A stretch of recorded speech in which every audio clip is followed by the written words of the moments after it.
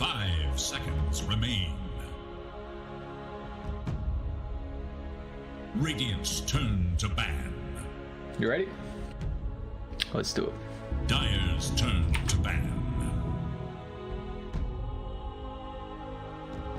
Ladies and gentlemen, welcome to another day of the group stages for the BTS Pro Series Season 4. We're going to have another incredible matchup to kick us off tonight. We got T1 taking on Fnatic. 10 seconds. Not just T1. T1 Entertainment and Sports. That's true. You know, they're branching out a little bit. Korean organization, maybe getting into the K-pop. Saw March waiting in the lobby. He could be the next big thing. Could be the rising star in the K-pop scene, but we'll see. I mean, this is, you know, T1 have been playing incredibly well so far. They're currently sitting, I mean, honestly, the standings, we've got 4 teams that are 3-1 and then 4 teams that are 1-3 as well. So it's kind of, you know, the top of the pack and the bottom of the pack. Fnatic at the moment are 1-3, so they're trying to look to gain a little bit better positioning throughout the groups. We do have to keep in mind that they have played some tough opponents. They versed TNC on day 1, and then they also versed Motivate yesterday as well. And this is also going to be another tough matchup for them.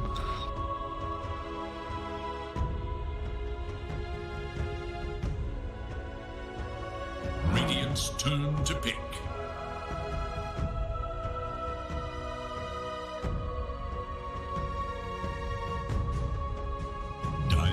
Choose Lina. Series. We're going to see an opening with the Lina. I don't see why not. Zephyr played it fantastically past few series, and been him and I would say Carl probably being the big standouts for them. It's just been a good performance across the board. Yeah, no doubt. I believe we saw the Lina in one of their first games, and then it got banned out instantly in that second game in the first phase. So just a lot of respect, and you know, Fnatic, they're not going to ban it out. So looks like T1 is showing it. We're even seeing the that Sven ban as well, which we saw a little bit of priority yesterday with the first pick and then some first phase bans as well. They're just going to make sure no one plays at this game. Mind the clockwork either. I feel like, you know, I talked about style of position 5 that I want to see DJ on, where he was stuck playing this ogre for a lot of the time. It didn't really do all that much. Then he played the Undying, and it just felt like he was able to, you know, start styling on people a bit. And that can be a weird thing to say about an Undying, but so much of it is about the exact timing of when spells. And when you think of DJ, you think of things like, you know, the Earthshaker, the Enigma. Tombstone and Flesh Golem are just as important as those two things. They can completely turn around a team fight. And I feel like an aggressive hero like Clockwork that has some of that outplay potential that could be played as a POS 5 is going to be quite good. Although with this Spectre pick, feeling a little bit less likely to that now. You typically want to do a clock with something like, you know, an Arc Warden or a Drow Ranger, not something that you want a Spectre to just get right in on. Yeah, and or like you highlighted, just going to be a nice hero here for DJ on the 5, but also the factor of actually it's a really good matchup versus the Lina. This is a hero who doesn't want to have the enemy team get straight on top of her, and the flare is very good to scout out her positioning on the backline, and just the hook shot to instantly get that jump as well. Let's see the Tidehunter, and in previous series, Masaros was getting his entire hero pool banned out, Tidehunter being one of them, so he's going to enjoy some of the luxury there coming through. I'm liking the Spectre pick as well from T1, not just because it's good against the Lina, but you can see the Viper was banned out by Fnatic themselves, so it could be something that they were shaping up, and now one of the big counters to it is suddenly... So impressive stuff coming through from T1 across the board, from their gameplay to drafting. The stonks are rising. That's the stonks. You see the instant Phoenix ban as well. Just they've already got, you know, the clock and the Tidehunter very strong at being able to protect the egg. Even though the Lina is one of the better position 4s or 2s to really deal with that, because the high attack speed and high range, you want to try and take away the effect of the you know, the team fight combo, and also that Sunray versus a strength hero with a % damage is a good way to kind of help deal with the Spectre. Yeah, and I was about to say it might have felt good about T1 going with the Phoenix, but with a Clockwork, you know, you get a hook shot on. Nothing really just locked in place. You're forced in a crappy position, even though it would have been a really nice Phoenix game, assuming Clock was. 10 seconds. But here, will they opt to go for something like a global threat? Io's gone, Zeus is available, but probably not a Zeus game. Again, it just feels a lot of this punishing criteria where was it TNC? It was Armel that played the Zeus, and during the draft I was like, if he can sit back and cast, they're going to win this easy. If they dive him and he dies many times, then Fnatic are going to win. And passed. They let him do whatever he wanted the entire time around. But Clockwork is one of those heroes that does not let that happen. So, it's good to be able to avoid. You see the Phantom Assassin getting banned out as well. We kind of see whenever Slardar picked up that PA, always the stocks rise on that hero just because the Minus Armor addition, and the Tide's going to also have a little bit of factor there with the Gush as well. So just trying to prioritize. At least we're not going to see, there's Ven and the PA. We're going to, Spectre's still already picked, but we're going to get a different carry from Fnatic that's not at least in the top 3, unless they pick the Faceless Void. But we haven't really seen Void too much. Yeah, at all. If it is banned out, it's like the last ban as well. It's really not the priority for these teams. They've had a lot of chances to play against it, to be fair. 10 seconds remain. Cool to see how the meta kind of changes within itself, if it's been this stagnant for so long. I'm ready for a patch. I'm ready to shake things up.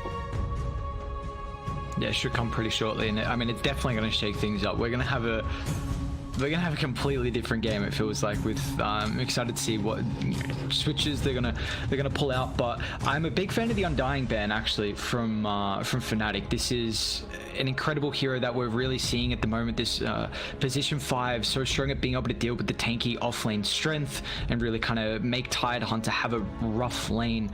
And also, I guess, the Clockwork and Tide both don't deal with the Tombstone, and can help them group up and take engagements early. Yeah, he's gone. Magnus is gone. Oh, that's not going to... We're seeing some heavy burst magic damage get removed as well, which leads me to believe that T1 might be aiming for a Timbersaw pick here. About the strength, very effective there. Clockwork and Tide Hunter don't have damage in general. It's all about crowd control. So right now they're just looking to get rid of as much magic damage as possible that can still be effective against a Spectre.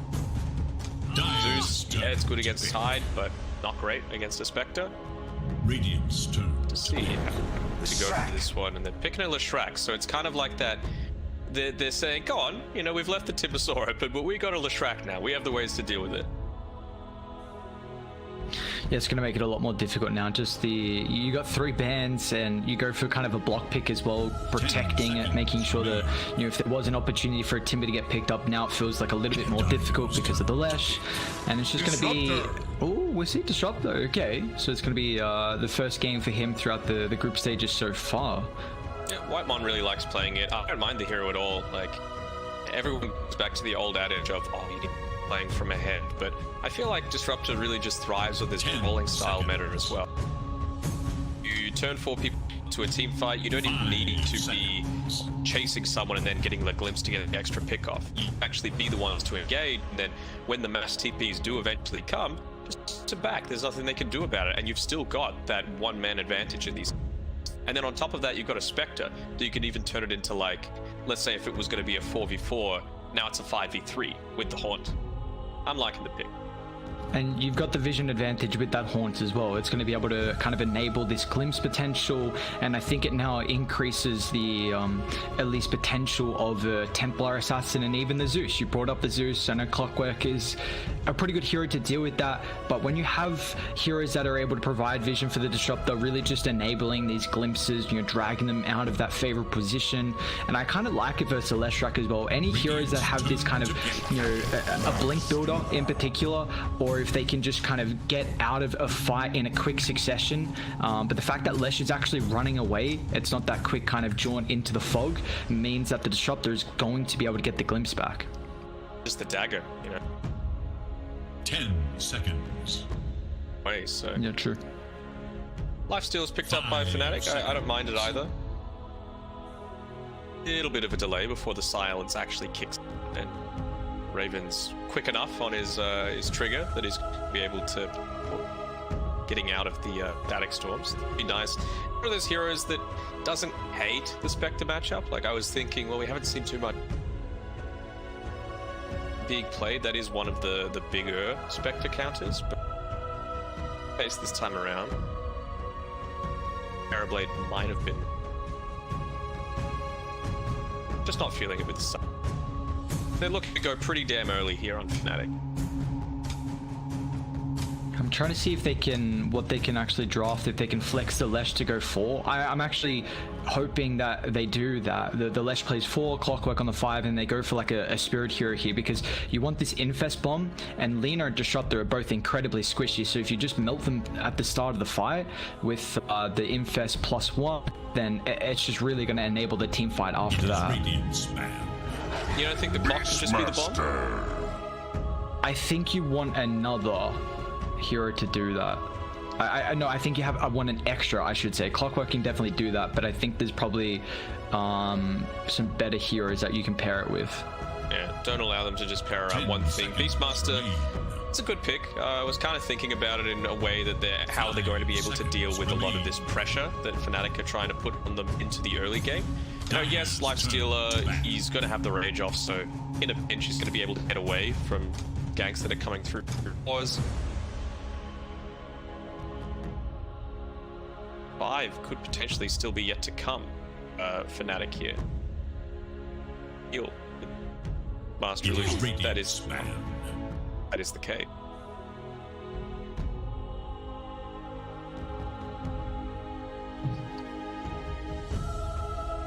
Yeah, because if you have the Clockwork 5, it's not going to be the greatest to do so. So Beastmaster's balls are just going to be able to run rampant in the lane. What the Shadow Demon also would have provided them is a nice save in the Roar, nice save in the Static Storm.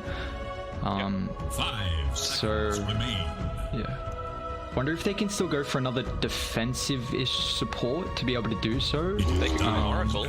Oracle's totally fine for me. It's something, you know, you obviously Oracle Leshrac, great combination. You've got a save then for being within the Static Storm, you know, not immediately down to it.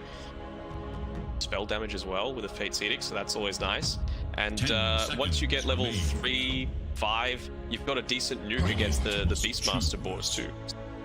Decent. I might be worried just a little bit because of the Spectre jump with Oracle's positioning. So could you think of like an Omni potentially instead? I don't think it's banned out. I guess the Omni doesn't really deal with the boars as much as what the Oracle would though. Yeah, but it enables the Lifestealer to do it. He's already quite speedy himself, so maybe he'll go a different build. Some people go into the Gloves of Haste first, he might just go into the Boots of Speed, so he is capable of catching up onto. So I don't mind the Omni, but DJ, I remember there was a game he was playing a Warlock against a Spectre, and you think like, oh crap, that's going to be terrible, he's just going to haunt on top of me. He built a Dagon, so he could instantly pop the Haunt Illusion as soon as it was used, so maybe he might opt to do the same sort of thing.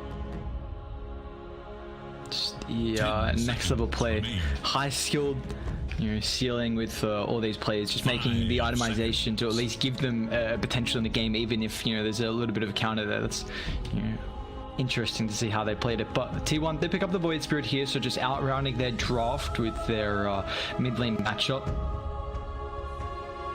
Some more early game, right? It's going to be able to respond to a lot of what Fnatic's trying to do. How strong I feel about it against the Leshrac in lane. I suppose, you know, you're never going to be able to hit the Split Earth to simulate. It's always quite nice. I think for him, it's just about nuking these waves out. It's not about going for kills, and there's some more early game, that's for sure. And it's going to bank on a lot of luck. You know, some persuasion is going to be very helpful against Beastmaster as well.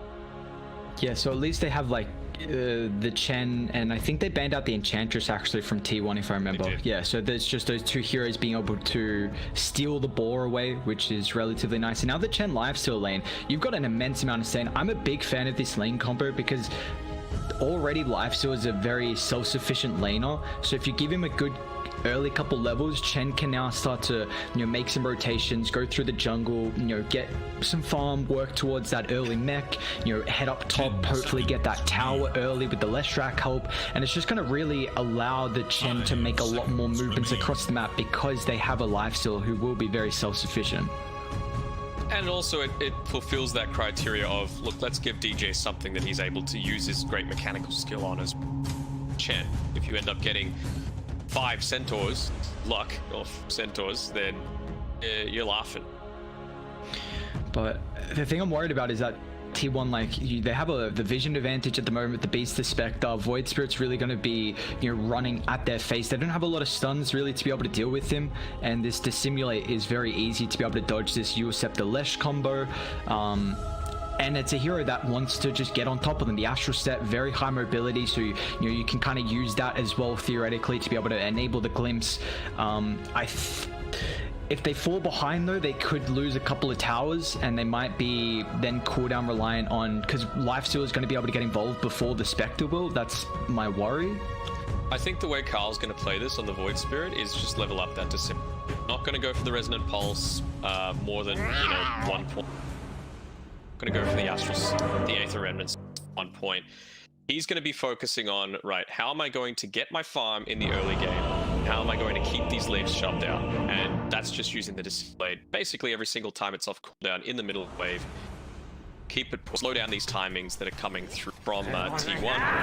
Sorry, from Fnatic. And I think it's going to be passive-ish in the first 5 to 10 minutes. But as soon as those key timings come up at around the 12 to 15 minute mark, we're going to start seeing some bloodbaths. Yeah, and it's just the good old Southeast Asians run at each other and see who's going to be able to get more kills instead. We had a lot of high kill games yesterday as well, so just hopefully continuing that one on and how it's going to actually end up faring here. But see, what have we got? So just a normal setup at the moment. Nothing, no real shenanigans occurring. Is there, if there was going to be a lane where a kill would potentially happen, what's the lane we should keep our eye out for? I'd say most likely to be probably this top side. Just if they get lucky with the Chen creep, if you're out of position, just Wimp with Last Strike Array is all you really need to reposition the boar again so that you're instantly slowed through it. You can even see white ones up here, so on for the Thunderstrike, not the glimpse. Just maybe they might have tried to go for the first blood play, even if it would have kept him in lane a little bit, but this is fine as well. The battle begins. They've spotted out that sentry ward. DJ's going to be able to deal with that straight away. Let's go to sentry. Yeah, it does. Alright. Are you a fan of the lane wards that we've been seeing at the start? In particular, the one where Radiant have at the top side.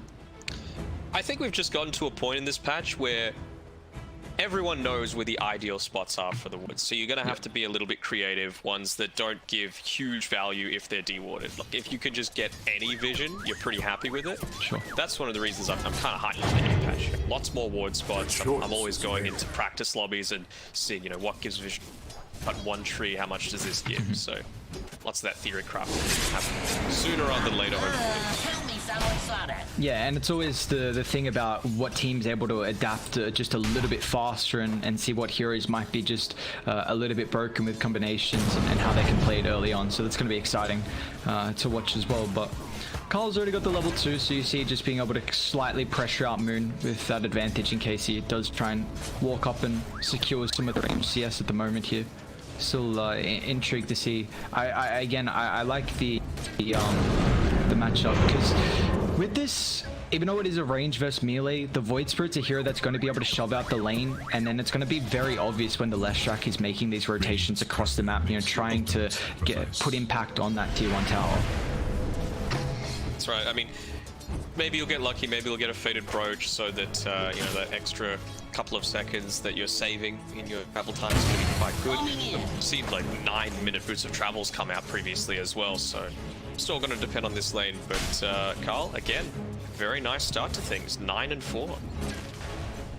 He's got a very big damage advantage at the moment. At least Moon can secure some CS with the abilities. But still, the fact that Void Spirit, is 71 damage, you got to keep in mind the 18 from the Quelling Blade as well. So, Carl is going to do very well here. DJ's up onto level 2. So he's got the Divine Favor as well as the Holy Persuasion. You'll see Cuckoo, he just skilled the Call of the Wild essentially for the Hawk. He hasn't summoned the Boar at all, just not wanting to give some extra firepower over to T1. Is that... It is, because I've seen some Beastmasters, if the board's not going to have an impact in the lane, sometimes they'll put a couple more points in the axes. Is there even any value on that? Because axes still feel pretty bad. They do. I think it was literally just the 1 point for them. I think they just won the vision, essentially. Remember when the Hawk, it wasn't long ago when that was able to block camps? How stupid was that? That was very stupid. Yeah. It's like, what's it? Surely that can't be a thing. Like, it's just...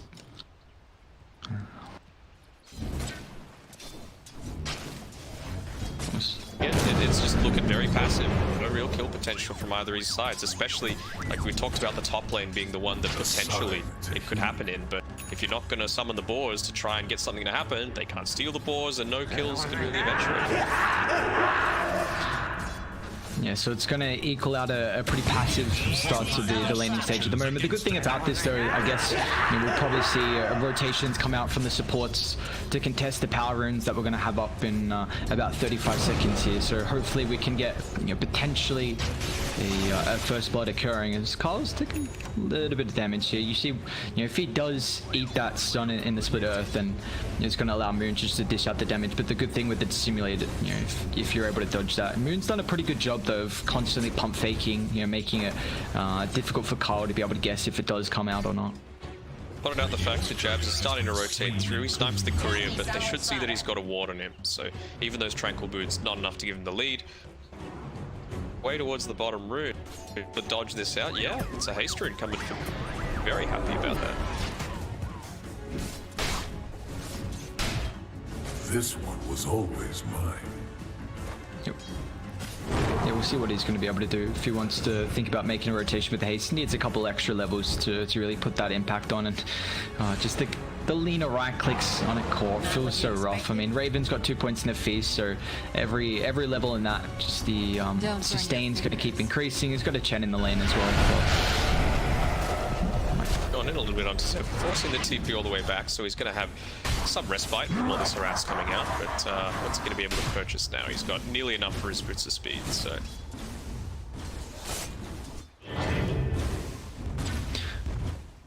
And we're still, what do we got in the jungle? DJ looks like he's trying to make a stack around the mid lane.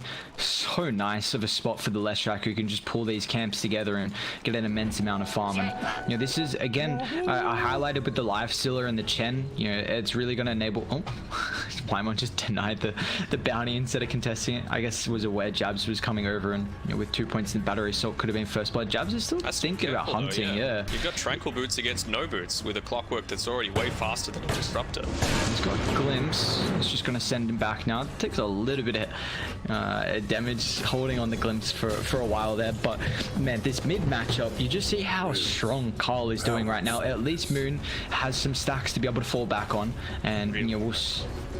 Misunderstanding, sorry to interrupt from Whitemon. He's constantly checking the inventory of this clockwork, saw that he immediately dropped the observer ward, sentries it straight away, so the couriers are going to feel a little bit more safe now that clockwork's not easily able to snipe. Jabs is starting to make the rotations though, and both the Disruptor and the Lina aren't the greatest heroes at kind of mirroring the movement from the Clockwork early, so this could kind of enable Jabs to have some impact with the rotations if you can find that angle on the wraparound. But we're actually going to see Moon come towards the top side. He's got 2 points in the Edict. So they've got the wave diving as well, so this is a great rotation from Moon, as we're going to see our first blood finally 6 minutes in. As Moon will claim it, and with the catapult wave and the Edict, they're really going to try and put some pressure on the tower, and this is what you were able to do with the Chen Lesh lineup. Yeah, and really good understanding of the resources that T1 had at their disposal. We had Void Spirit, who got his Clarity sniped out by the Clockwork, so didn't have that regen to be able to come and contest this, and forced to walk all the way back, only just TPing in. Moon might die for it now, having overstayed the welcome. He's in trouble, Zephyr with a TP forward. So, I mean, they get the tower, they punish the Lesh for staying that long, but it's still... I guess you lose the Lesh there, unfortunately. At least they get that tower, though, which is going to feel pretty nice. And meanwhile, Jabs trying to soak up some experience. You got Masros as well. We haven't put too much attention on bot because it's kind of just been this farm fest. Masros, 41 last hit. Spectre's got 36 at the moment. So they're both having a relatively, decent lane. And you don't have the kill potential, especially now that he's gone for this more mask. He's just need to buy any more regen, just able to output enough damage to make factor. I don't think Moon's going to mind that all too much. He's got his stacks that he's going to be farming up here above the tier 1 mid tower. It'll catch him up in levels to this Void Spirit. He still took the tower. He's still got the first blood. So it'll be fun. Yeah, you're going to see the Lesh be able to pick up a lot of neutral items as well here early. Just keeping the stacks until after the 7 minutes. See what he can get with the last couple. What have they got so far? Keen Optic, Shovel, and Talon's going to be pretty nice for the lifesteal. Sending back the prized about, but I suppose just feeling a little bit lucky. I think he's going to get some bounty runes with digs. Have they got any stacks of the Ancients on Radiant? They don't. So Spectre just picking up the Blade Mail. We're going to see him start to make his rotation into the jungle. This is going to give Disruptor some experience, which is really nice because, you know, Disruptor's a hero who really relies on having pretty high experience. You know, once you get the glimpse maxed out, it's just going to increase your pick-off potential. There's top lane though, Cuckoo. Chased down by Raven. They TP in jabs as well. Cuckoo's going to try and dish out the Roar. He actually runs back forward, but it looks like having to utilize the ultimate there to keep his life. So Beastmaster will be alright. A tithe to the impurity. Bit of a rotation here from Zephyr, just getting some understanding of what's going on. And you mentioned the Glimpse and the Static Storm. He should probably be hitting up into that level 7 around the time where all these dive somewhat. Could be in trouble here. Remnant's going to end up missing. Leshrac having a very high movement speed at the moment with the help of the Windlace too, so it looks like he's going to be okay. They don't have enough mana for the Haunt at the moment, not that he really wanted to jump onto the tower without the rest of the team following up there, so see some rotations, try and get these pickoffs, but unfortunately no connection so far. Well, he's just able to take this tier 1 tower bottom without too much contesting now. Money's soaking up as much experience as he can, but be careful, as always. Clockwork very hard to try. Well, this is worrying now because Fnatic are going to probably try and look to go mid with that second catapult timing through, and they've already got 2 tier 1 towers. I mean, he's of course not yet with the armlet, but he's going to have it a pretty decent timing here. So you know, I'm going to look to see if Fnatic can contest the tower mid. And just look at what they're prioritizing in terms of who's getting the experience. Got the Chen sitting mid, making sure he's going to have his Hand of God when the catapults eventually come. He's half a level away. Bounty, the Tome being purchased up by Jabs, so obviously wanting to have his hook shot as well. Make the rotations when Spectre even just making sure he's standing in this mid lane. He knows that that's a big priority right now. Fnatic. You see that Dire, and they got a 2,000 net worth lead, and down bot though, Wymon just sitting at level 6. Jab's going to come down with this Static Storm drop. Jab's going to have to run to the western side of that, but Radiant, they've got all their ultimates, and they're going to force a fight here to protect the tower. They bring down 2 heroes and Fnatic, but it does even up mid. Yeah, and I mean, honestly, felt like kind of a bait there from Fnatic. Yeah, you lose 2. Radiant Glyph and instantly beeline mid, considering you see all the rotations, but the ultimates were used. Haunt, Static Storm, Roar. So when Dire back up, they're probably just gonna head mid and try and take that objective. As Carlo is going forward, they get the glimpse back. DJ's in trouble here, still doesn't have the Hand of God. Raven's gonna try and dish out the damage, but you know, at the moment without the items. So nicely done from tier 1, you know, continuing to put some pressure on, recognizing that the Void Spirit's really going to enable this glimpse catch potential as well. Yeah, and it's one of those things where, yes, I feel like it was a little bit of a bait going down bottom side. I think their ideal scenario would have been Jabs actually coming mid, using the hook shot to get a pick off. That kill gives the Chen the experience that he needs to have the Hand of God, and then you snowball that into taking a tower. He's pretty damn close to picking up his mech as well, only 500 or so away, and we get a lot closer when this tower's taken.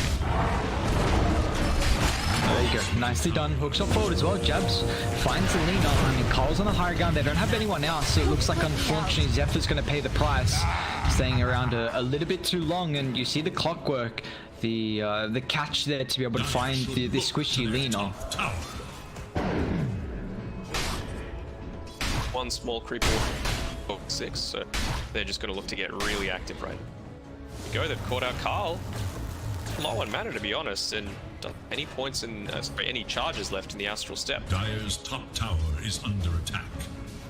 Dire structures are fortified. See, Moon also went for the Boots of Travel, and he's going into the Agnums as his next item. So the Boots of Travel is just going to really enable them to have, you know, the constant pressure in these fights and the +1 potentials. Whitemon's just getting chased from the tower. They still have the Ravage, the Hand of God as well, so they're really looking to fight here.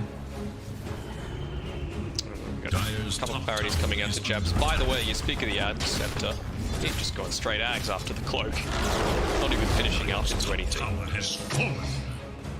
Radiant have fortified their structures against attack. Just that. Getting the cheeky old double hook shot. It's always going to feel pretty nice here with the refresh. And you see though, Radiant.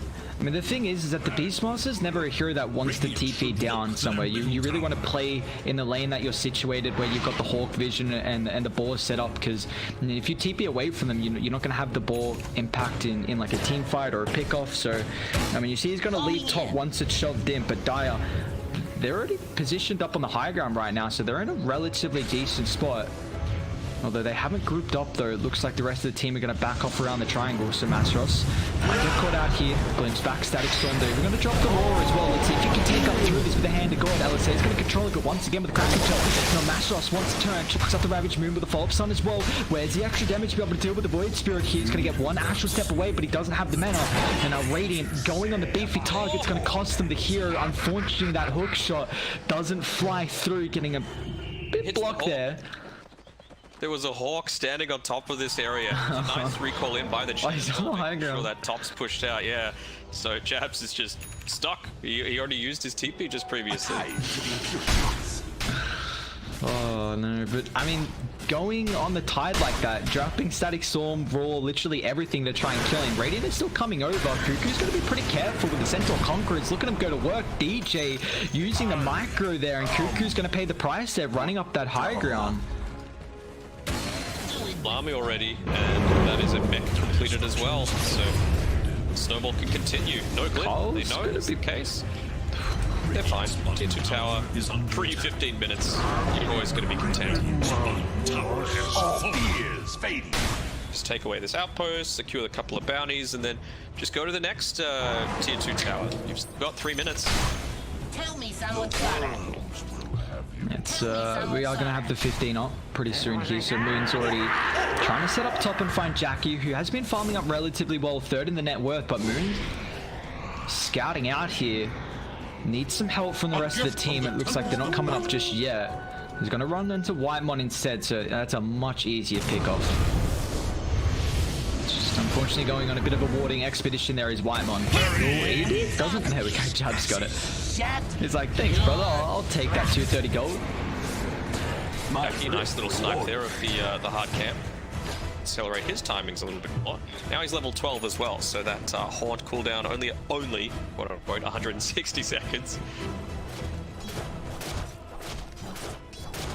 But this has been a very good kind of play from Fnatic, really hitting their timings and understanding when they're able to pressure.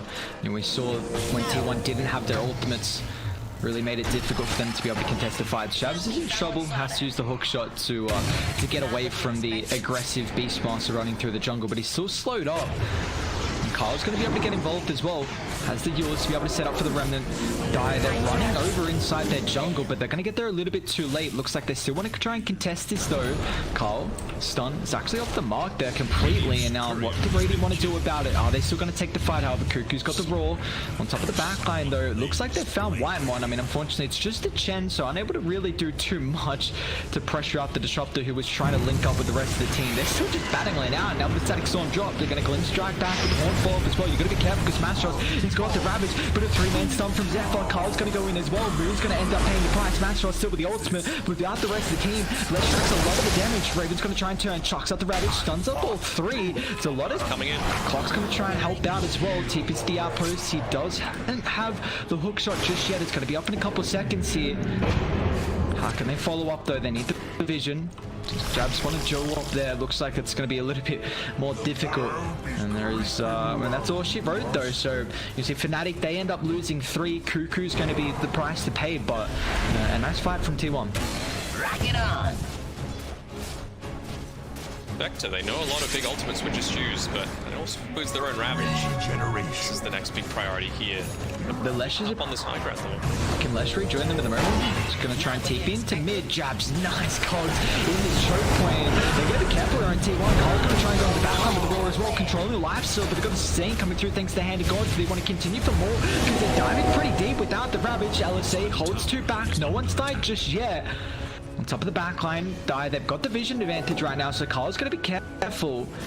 An ulti charge, but nowhere to jump in right now, so it looks like Carl should be fine.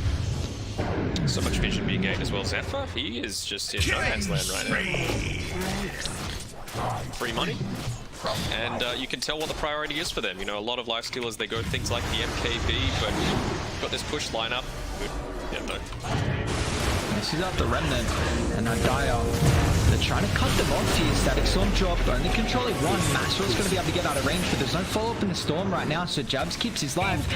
And Dire, they want to try and punish this. Gush going to be up in a couple of seconds, so Slides up White One.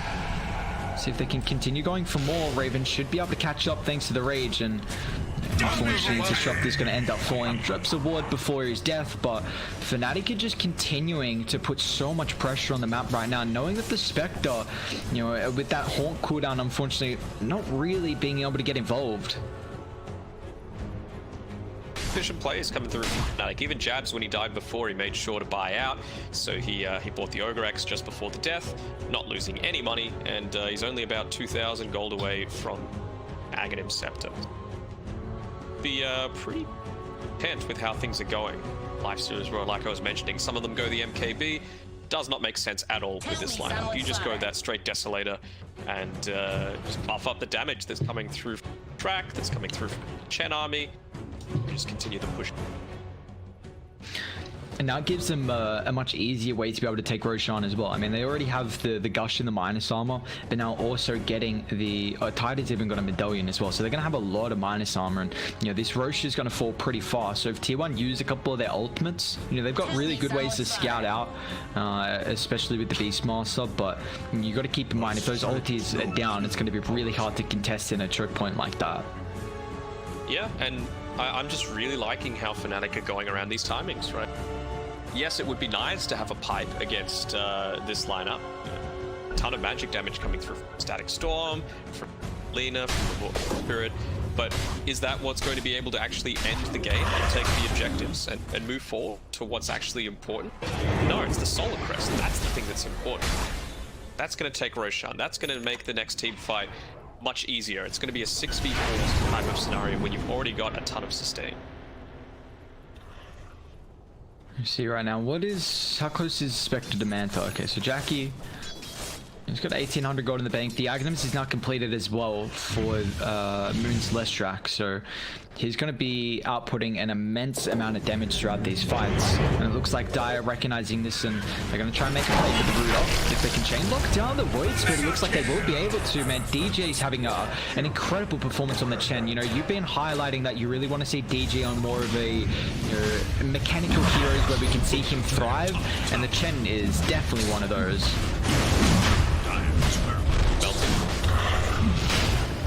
This is even pre-Deso as well, which is coming out now. I mean, not just the Deso, but the extra 48 damage on top of it. Yeah. There we go. Shredded through. I feel like T1 might have opted to take that team fight, but it was about... It shows how Dota is a game in seconds, literally seconds. The Manta style wasn't quite yet delivered. They're trying to contest here, Zephyr. Cogs still trapping him in the choke point now. They want more as well. They should have the movement speed from Moon to be able to catch up. Unfortunately, Whitemon, I mean, he's going to go for a TP. The Cogs up in a couple seconds. It's going to be a little bit too long. Nice TP out there from the Disruptor, but if they still lose the Lina right now, you're going to really start to see the map control continue to shrink from T1, and this is going to make it very difficult for the Beastmaster and for the Void Spirit to kind of keep up with the farm. I mean, you can see here, Kylie's doing his best. He's just Jumping in, using the Resonant Pulse. I didn't get the chance to use the Dissimulate, but it just means that they actually don't have any Astral Step charges for the team fight that's inevitable. Go being shot in straight on top of Limon here. They're going to be able to break him down first now with the Ravage as well, trying to control up the Void Spirit. He gets the Euls, but going to keep in mind without the ultimate charges. Quick Dissimulate, can he get up on the higher ground? He can. Dire, they don't want to continue chasing. Radiant are setting up on Moon down bot, but she's out of there as well. So, I mean, they use the Ravage, but it looks like they want to go up high ground and try and force at least T1 to come back here. And yeah, I mean, look at the objectives. They're just getting shredded. They need to do something about it here. Tier 3 is just going to end up falling. What can they do on Tier 1? They need to try and attempt the high ground defense. Masros just frontlining. Now with the stun, Beastmaster. Specs got Horn. They want to try and do something. Wyman with the ultimate as well, but you see how aggressive they're able to position with the supports in the backline. They just can't jump it now. Kuku's in trouble as well. The magic damage coming through for the left right. Jack is going to shot. Got the blade now. Lesh is destroying himself with his own damage at the moment here. Now with the hand gun as well. He's got that extra life to be able to utilize. They're going to chase him back as well, but Jackie, he's in trouble. Can they get stun to follow up with this lockdown here? It looks like Jabs unfortunately eats the Laguna Blade. So Fnatic, they just lose the one in that extra life, but they force out a lot of ultimates here, and they're pretty healthy too.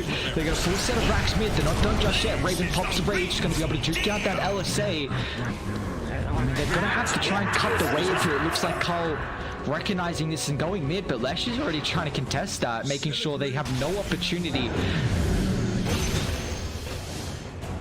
Regeneration. Be very careful. Luckily enough for him, he's got the regen rune, so he's going to be somewhat healthy, but just Elena Rax gone. What have they got next? What are the next big cooldowns coming up? I guess the Hand of God is very important to be able to continue these pukas forward, so you'd think that T1 have got that next 100 seconds or so to be able to try and rinse and repeat. By then, you'll have the Haunt back up as well for himself. And I think that it just feels like they're lacking a little bit of that burst damage coming through.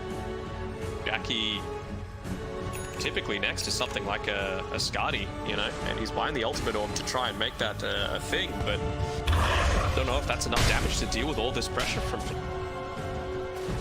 Radiant smoked up, trying to make a backline stab here on top of Raven. They get the roar out. Jab's going to try and move forward, see if you can get the defensive factor with the Cogs now. Infest up as well. It's going to pay the price for the clockwork. They drop the static Tom as well, just in case once he pops out, but it looks like they have the damage go through while he's silenced. Raven's going to try and look to turn as well with the open wounds on top of Jackie. He's in trouble, rooted up, stunned up. He's going to get brought down, doesn't have a buyback, and our Cuckoo's going to reveal himself as well with a Penitent slow. Get the damage, 4 hit by Raven. Oh my, this game all in control is Fnatic, is now they want to try and go bot, shove the wave in. They've got Ravage back up, Hand of God in 40 seconds, and I mean, Radiant, you don't have buybacks as well, so they're in big strife here. They are. Turns out Solar Crest is a really good item, especially for something like a Lifestealer who benefits so much from just attacking hyper-aggressive.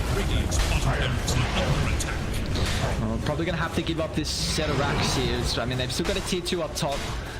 Not the easiest way to jump unless Jabs is there, and it looks like he's actually up top of the outpost, so they're not going to be able to jump on the lean up, but it doesn't matter. As Fnatic, they get 2 sets of racks advantage now, and they're just going to try and shove in top, and now probably Fnatic will try and hold the triangle, knowing that the tier 2 and Roche is the real big next objectives. Look, Masaros. The team is kind of left the tide a little bit. DJ's there. Masaros is still goddamn tanky. Like, how are you going to kill off the tide on so it's like Jabs? It just falls off. Hooks on forward. They're going to try and do with the backline. Hold forward, but it looks like the damage for the Void Spirit is just eating everything up from Raven. They're going to be able to keep DJ alive. And with the Static Storm drop the ball, doesn't matter. Tide's going to be able to get a range down with the Ravage. Controls up 3 rounds. Ravens go to work with the sustain from the Hand of God. There's just no damage. That T1 addition now. The Bash Cuckoo gets the force, but Infest going to be able to secure the kill. Carl's in trouble as well. He doesn't have any ultimate charges. Looks like they don't even care. They'll just walk it through. I mean, just, oh my god. Masaros, he's just so goddamn tanky in the sustain. You just see that T1 can't do anything right now. Yeah, unkillable. 16k net worth lead.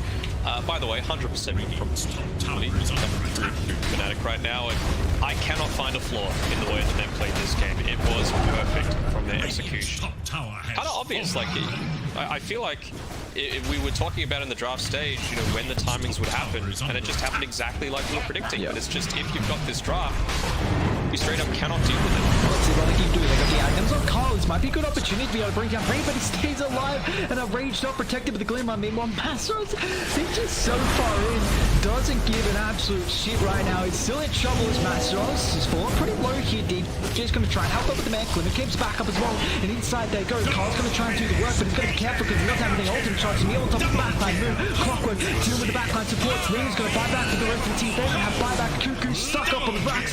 They didn't kill the goddamn Tide Hunter. Fnatic lose no one, and they claim everything. Full mega creeps now, as they probably don't even have to leave if they want to. They could just force the G's here, and they will.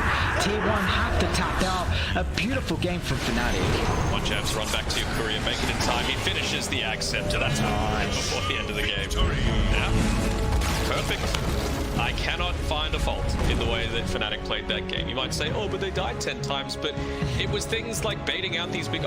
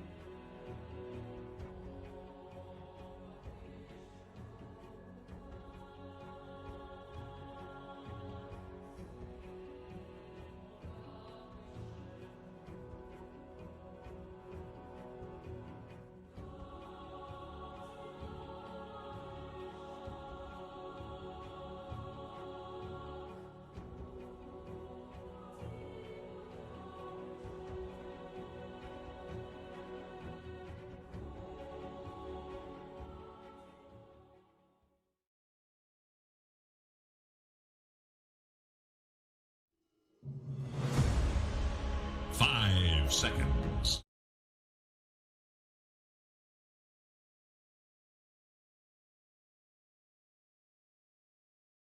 And I'm excited to see at least if the Stonks are going to be able to rise back in favor here at Denog for T1.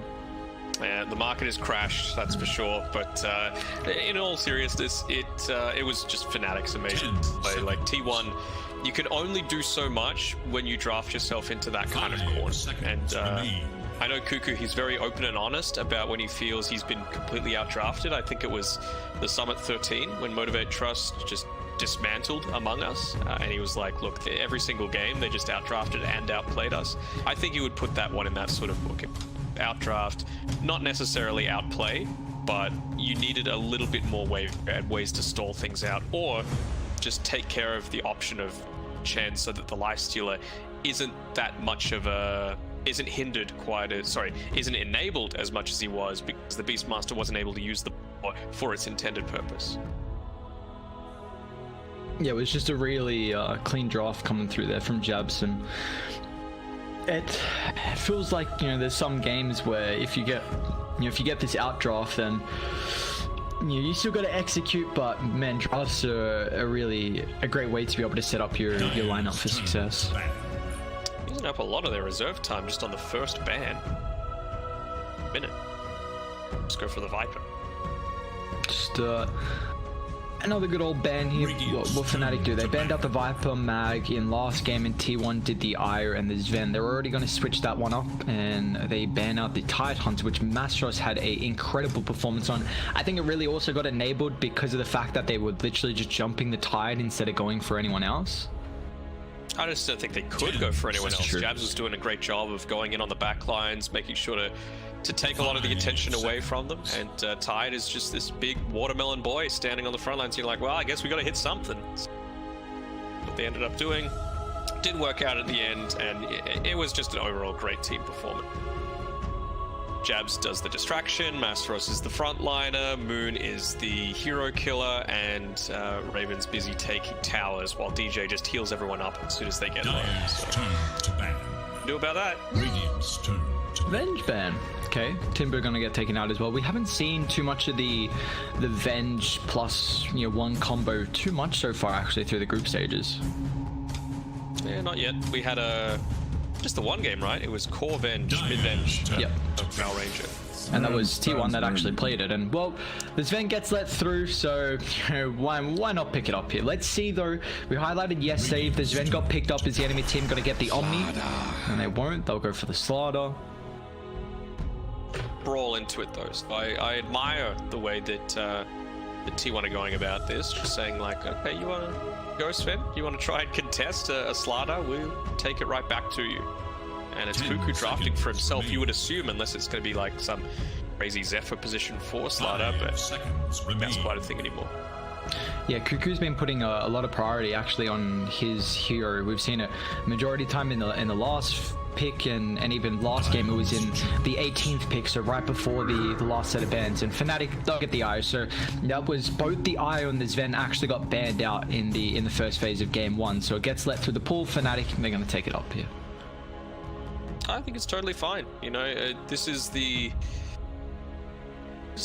team that keeps letting it through? It was Neon, right? Like they lost against Sven Omni Knight twice, and they lost against Sven Io once.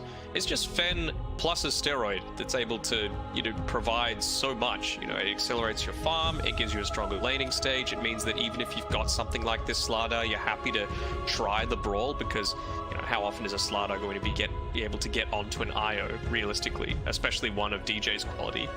And I think the only time I've seen Sven lose recently was in the European region. I think Na'Vi beat spot here, but they beat someone with it, and he just didn't have a supporting cast to be able to do it. Ogre, there was no Omni, there was no IO. If you don't have that, then you're much more able to abuse these earlier timings. This is already T1 backs against the wall. Yeah, we've seen a lot of the meta transition into making sure you at least have one hero with a steroid, and well, PA's got her own steroid now, so it's just going to be who's going to be able to really utilize the steroid to their advantage. We will see. It's two very different styles, you know. Constant clash versus farm, win with OP ability. 5 seconds.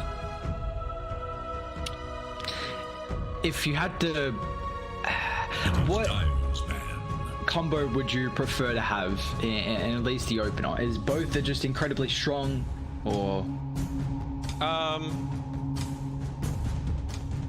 So hard to say. It goes down to luck as well at the end of the day, right? The coup de grace has such a small chance of actually coming off. The thing is now you can actually go on the IO, you know? It's not like this Sven is just this indomitable force that you have to get through first. No, you've got that gap close. Slada, we've seen, I think it was KP playing it, being able to dive super deep and provide that extra level of initiation that then follow up on. You don't need to always be the first person that goes. So I would probably say T1, they've been able to make something out of it. Dire's turn to ban. I guess they can honestly go on Omni themselves, really, still on T1 side. And that would be pretty nice as well, considering now it's just further buffing up the PA, and you got to keep in mind, I mean, Sven's going to be full physical, so at least that Guardian Angel, you know, if he's going to be able to get it off through the team fights, it's going to give them a lot of protection to the Sven Ire combo, and I'm intrigued to see which route they really want to go down here in that regard. Well, Shadow Demon, Mag's getting banned out just for extra steroid for the Phantom Assassin. We just see the Lesh and the Batrider as well. Moon's played the Batrider already in the mid lane, and it would have been a great hero versus the PA regardless. 10 seconds remain. The more I see this, the more I really want 5 T1. seconds remain. You know, the PA gets gone on, unless he goes an MKB on the Sven, you still have the chance to dodge out a lot of this aggression coming through with the evasion coming from Fleur. You can just get immediately Heavenly Graced out of it, and Guardian Angel, right? You've still got a pretty decently long cooldown, and all the PA needs is about, let's say, 4 seconds to be able to wipe someone like a Sven. 10 seconds. And then suddenly, you're not all that worried anymore. 5 seconds. Careful about when to use those timings on the Omni. They burn the Omni. About themselves, like... I really... I think it would have been pretty good for Fnatic as well, though. Like, gives you a way to be able to purge off the corrosive haze. Again, you know, both PA and Sven, very physical reliant. So I could have seen it on both teams. I definitely liked it on T1, though, considering. I just think it's a little too passive if Fnatic were to pick. Yeah. Ire and Omni Knight, you're stuck in lane. That's what you're doing the entire time. No one's roaming. T1 could have definitely Yes. eggs into the mid basket, take the tower, take Roche, and then take team fights with that extra life. See, I mean, a lot's getting shown at the moment here. Not too much flexibility between either side, so they have... I mean, T1 have this ultra last pick, so more than likely... You know, we have seen Cuckoo have it, but probably more than likely Carl is going to have that advantage here against the mid lane on Moon, so we'll see how his matchup's going to go. You had a pretty decent time with the Void Spirit in the lane last game, but unfortunately wasn't really able to utilize that. Yeah, it just happens sometimes. I think that was just unavoidable. They had a bit of a misplay to let both the Enchantress and the Chen stage, and I forget what the other hero was that they banned out, but... Shadow Demon Enchantress was the last bans from T1 last game. So Shadow Demon, like, it would have been nice, but it wouldn't have been as game-breaking as the Ench or the Chen. So... good on Fnatic to pick that one up, but Treant Protector... It's good, but like, what does it really do that an Omni Knight... Sorry, I'm still on this Omni Knight train. Yeah, you were... Well, the thing is, it looks like it's going to be able to control, and I love that. I mean, they had to do it. I already really kind of wanted to dispel when you have a Slaughter, and now you really need someone with the dispel, because the Overgrowth would have just done an incredible job to be able to kite this Ven through the team fight. You know, he doesn't want to build a Manta, so it would have made it awkward for his item build, and you know, kiting that BKB duration can really hinder this Ven. But now they have a Legion who looks great this game. Yeah, I'm liking the Legion Commander as well. It also means that you need to be super selective about. Oh God, no! Oh no, get me out. So we going? Get me out. We going 90 minutes?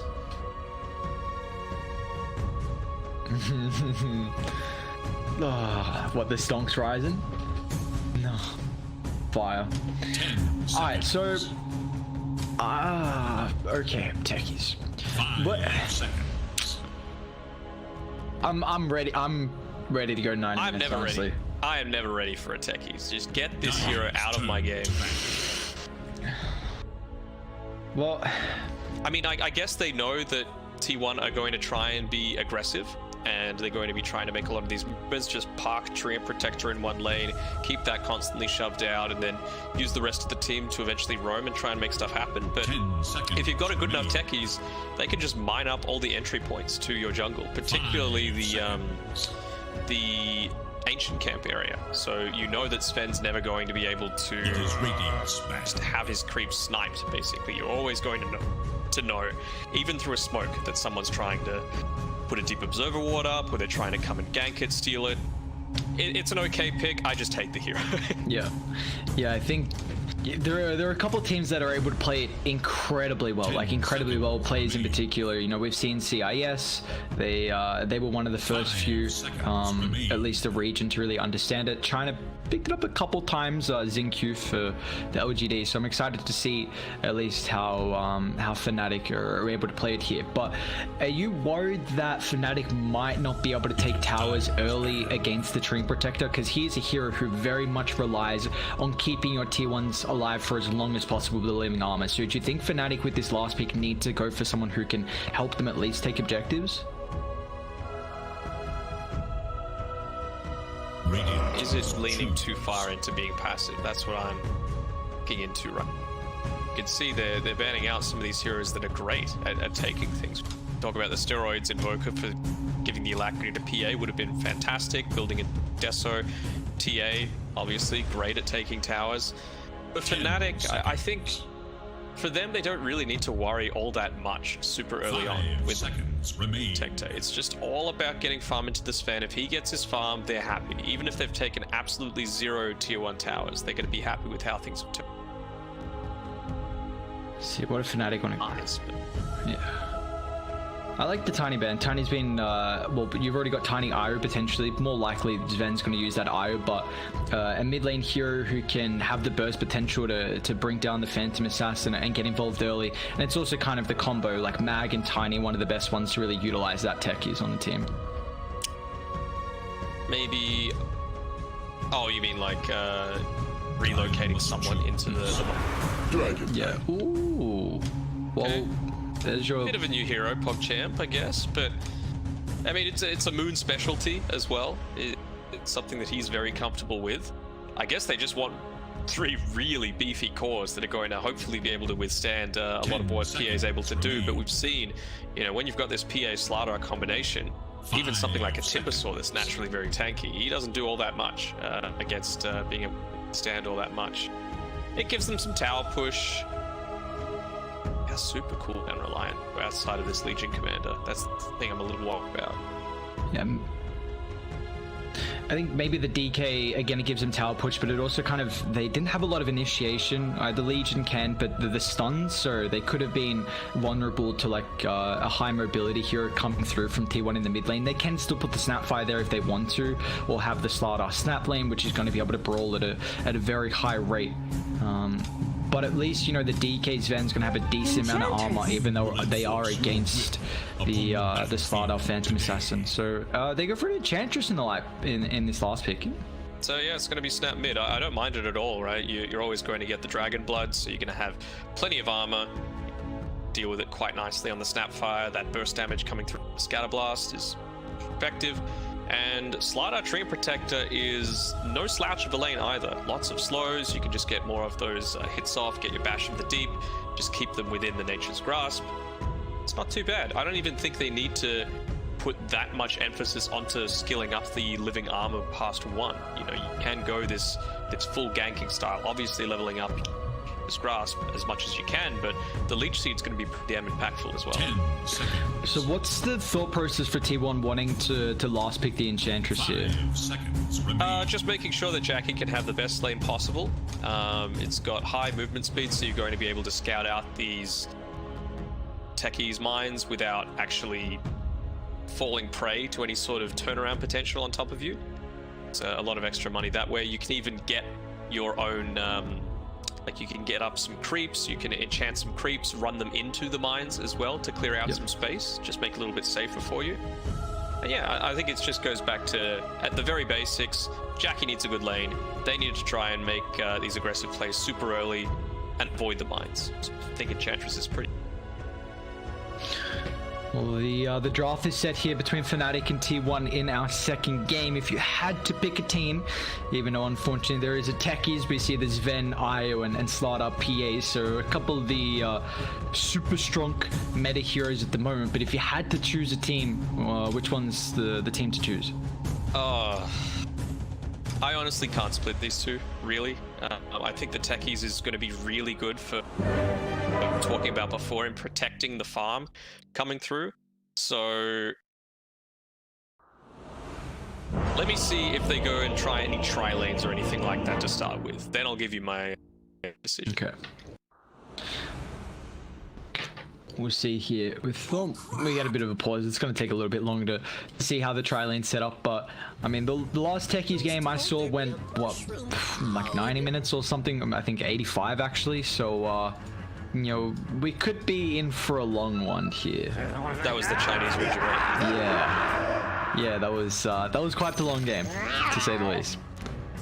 And then the next series they had like a 153,000 net worth lead. That was, yeah, it was some crazy stuff. But you know, we'll see if Jabs is gonna, you know, make this one get stalled out a little bit or not. But I think at least with the Dragonite, I want to see how Moon is able to utilize the early Elder Dragon forms. I think this is the big factor here.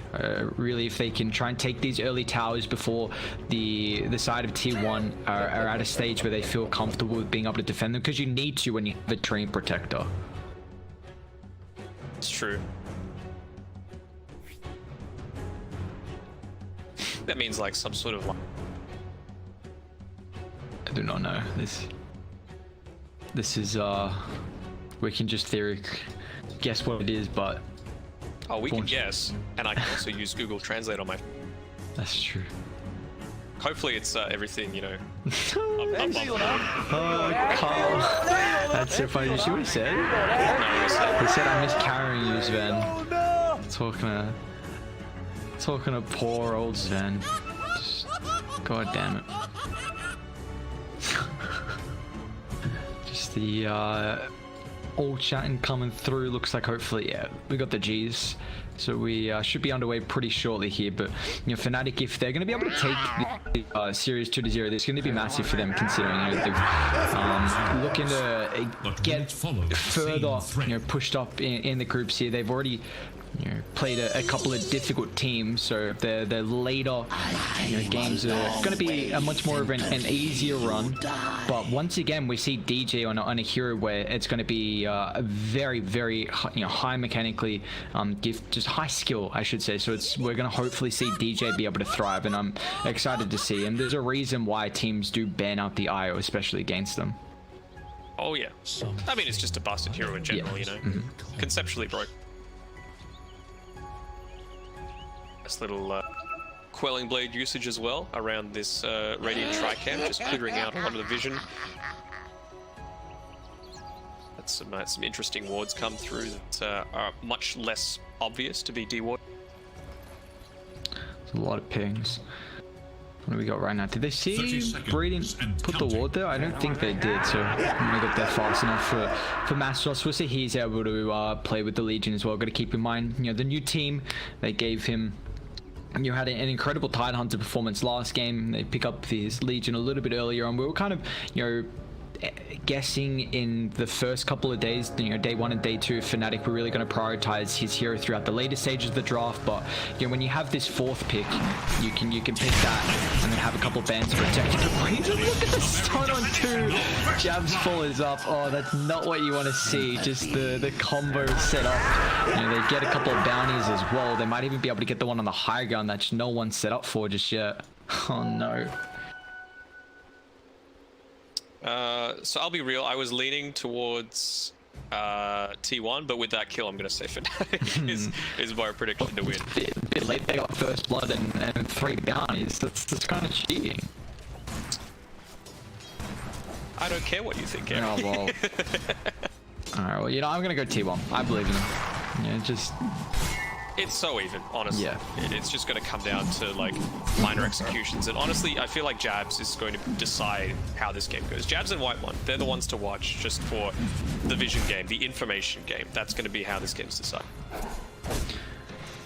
I'm intrigued to see how the supports are going to be able to play. You already see just, you know, Whitemon battling out over Jabs. I mean, the techies not really going to be able to do too much to kind of trade with this Enchantress. So hopefully this will give Jackie a relatively strong time with the Phantom Assassin. And, you know, we see Carl on one of his better heroes as well with the Snapfire. I've always seen him absolutely dominate. And Moon, he's also on a super comfort hero as well with the Dragon Knight, who doesn't get picked up much. No, he doesn't. I think he's just way too passive, way too cooldown reliant for the style of meta right now. But if you've already kind of gone into that boat of having an IO and a Sven, you're like, well, we got a techies, we can stall out the game, so we can rely on DK being this unkillable frontliner for us. You see how the tree and the Slardars, you're playing the lane so far as well. I mean, Zephyr just, you know, with that grasp, he's got the point in the W with the Leech Seed, and now they're really going to be able to put the pressure on. Once Cuckoo gets an extra point, if he goes for that 2 in the bash at level 3, then you know, they are really going to start dishing out the damage here. So, you know, DJ is going to have to be pretty careful with his positioning, and you know, it's also the Sven against the melee matchup. At least they have an immense amount of sustain though with the help of the IO. But yeah, they're going to go in. Crushed up Raven. Falling pretty low here. Just the slows that are coming out, and Zephyr with the last right click. He's got so much base damage. So T1, they're going to be able to find their first kill of the game down at the bottom side of the map. Nicely done. Jabs is just on a little bit of a mission. He's going to suicide himself after taking care of the courier. Nicely done by Whitemon to prevent a lot of this harass that might be otherwise coming out onto Jackie. He also was good to buy a couple of sentry wards at the start of the game, so now this camp is available for him to take the Hellbear Smasher. He's going to look to put a lot more harass in onto the Legion.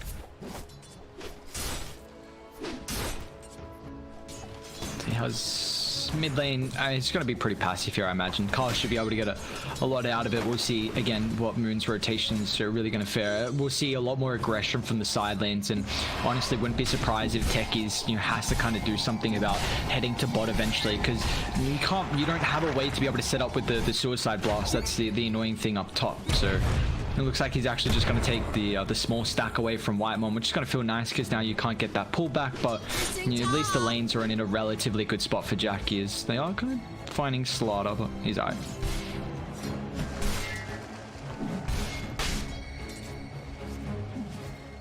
Why does this hero exist? It's Techies. What do you mean? He's the funnest hero to play in the game. Surely that's not even going to try and play around with the idea of him being super fun. In like a TI show match. That is it. No, we can team TI Grand Finals Game 5 and Techies just pops off. Well, maybe we'll see a Techies carry one day with, what is it, 251 damage at level 25, surely. Yeah, it's definitely going to get to that stage. Yeah, well, maybe he gets to level 30. Masteros top, falling low in the jungle. And through that tree line, I should say. I mean, he didn't have the Techies with him. He's going to try and cut through the trees. See how much he's going to be able to utilize with his Quelling Blade here. He's going to go for a TP out now, but still Jackie's got the Phantom Strike with the dagger. There's just enough damage to be able to stop him from connecting with the TP. So nicely done. It's going to give Jackie, he's already having a really good start. 26 and 4, a kill for him as well. Thing is with the techies, you always want to be playing that little bit more green, right? Just getting your own farm, walking off into the jungle, getting your own stacks, and typically a Legion commander is very fine with that situation once you get your first couple of levels, just because of how strong you are. Dead mid actually, Carl. He's done some incredible body blocks there, but unfortunately Moon, he's still...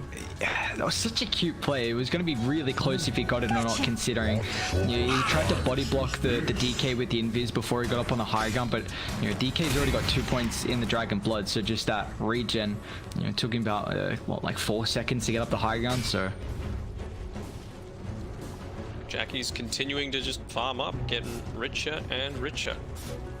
Sato Tormentor following around Masaros, so kind of confused right now about where the heck I go. Whitemon's taken the jungle, Jackie's taken the lane, and my techies is nowhere to be seen. Dire's top tower this is might get to the under stage where Jab's potentially going to try and take some stacks. That's what we do see on the techies at a decent amount, where just try and really suicide at a high rate in the lane, put as much pressure as possible. He's actually trying to cut, so he's going to take the creeps here, and it looks like maybe the Legion? What's he doing? Well, Legion might be in trouble here. It looks like he is in very, very big trouble. Is they're going to try and chase him underneath the tower with the last impetus and right click from Zephyr. That's going to help out there. So that's a nice kill, and they kind of know at least the positioning from him because of what Jabs is doing right now. Like, he's cutting the creeps, so it means Masaros has to kind of be somewhere else but the lane. And on top of that, you've got, like I mentioned before, this vision game. Whitemon's here. He's been able to... What creep did he take? Oh, he took the Wild Wing Ripper. So up as much of these stacks as possible, take that away from the Sven before Jabs is actually able to get the defensive perimeter up. So know about those Ancients. It's only one stack, but still, hour of it. You see Zephyr? No, he's right. So there is, the movements now coming through from the supports. You take a look at the vision that they have. Whitemon dropping one down by the triangle. Jabs he's going to be able to get it. Not denied from Whitemon, but he's still in trouble actually. I mean, he's got the suicide. So the deny will come through, but they are thinking about wrapping on Moon. They really want to put some pressure on, knowing that DK, not popping the ultimate, and if they can actually find the kill because they got the bottom of kisses, Moon's going to have to run to Carl to try and stun him up, but he just takes way too much damage before he does that. And that's. Oof. And now that's on cooldown for 105 seconds, so pretty much ulti for nothing, and it's really now going to limit their opportunities to be able to take these towers early. Anyone having a very good start. I should have known. I should take Radiant should look to their middle tower. You got sucked into the first blood here. No, Raven as well, trying to take a stack, but Radiant's courier has been killed. looks like this double support here from Dire just going to try and soak up as much experience as they can. They're even TPing Moon in though. Oh, the Conqueror. Not that it does too much, but Moon, let's see what they can do. Stuns off. Raven's going to have the fall from the Stormhammer, so Stream Protector will end up falling. Moon helping out, getting involved. Meanwhile, Masaros is trying to soak up some experience and get some last hits mid, but this is completely leaving Jackie to free farm, and you got to be a bit worried. The thing about this Ven, at least you don't have to go for an item to be able to find your farm, whereas the Phantom Assassin needs to in the Battle Fury, but the fact that he's doing so well. Man, Whitemon is just being such a pain. The Centaur Conqueror, they finally end up killing it, but with it, he blocked the camp, he stunned them 3 times, just to slow down the farm a little bit more and more. So, he's doing a fantastic job with this Enchantress so far. Even just dropping the Sentry Ward down here into this this camp right next to the Tier 2 mid tower, so more and more and more I'm just getting. Yeah, really just trying to honestly enable the Phantom Assassin as much as possible, just limit how much farm Fnatic are going to be able to find, and we still see they trying to make some ancient stacks here from at least for the Sven, who's going to TP out. He's going to see that this camp is going to be blocked at least, so that will be well, he's not going to be able to farm it now, waste a little bit of time. So and now, I mean, you see the rotations coming through from T1. They're actually the ones to try and put some pressure on the tower. Carl with the DD. Radiant, what can they do to try and bring the numbers to contest this? Because right now they need to do something. This tower's fallen a decent amount of damage here. side for the cookie stun with the creep, but nicely done by Moon to be able to stop that. I mean, we always say the mid tier 1 tower is important. That is especially so for this game, because if that's gone, it's so much easier to invade into the jungle. You can see there Raven's making a beeline along with DJ to make sure he takes this ancient stack as well as the hard camp that they've picked up for him. So Whitemon might be able to just get in range to get some experience, but they have the ward in the river, so they're well aware of his positioning right now. Raven's already used that Storm Hammer, still slowed up that he is. Even the rest of T1, can they get here in time? It looks like just Zephyr face checking and the slow, so they won't follow up. But at least Radiant, they do get those stacks though, which is the important thing. Meanwhile though, Cuckoo actually should be able to solo kill up Jabs. Oh no. Suicide just in the nick of time there, so I mean I guess Techies is down for 20, but you don't get the kill. They get the kill. It's got into the Battle Fury on the PA, so I suppose just not going all out onto this early game. If it does eventually get to that later stages because of the work being done by the Techies, then he's got some sort of comeback potential. Be a little tough for him though. This tier 1 tower, it is.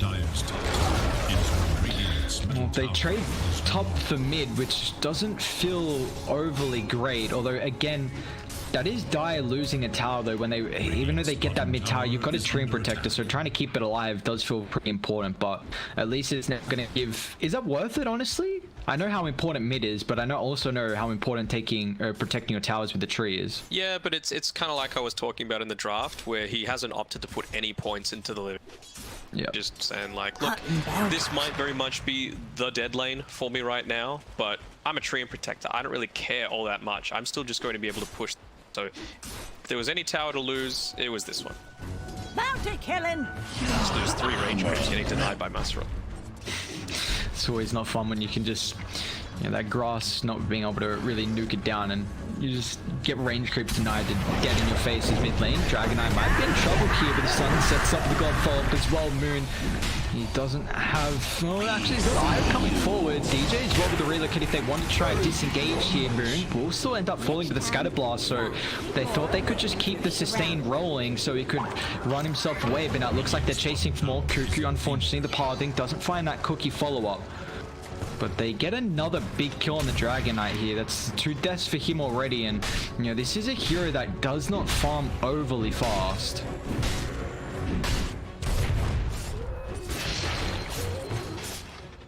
Man, PA is going to have such a good timing on the Battle Fury.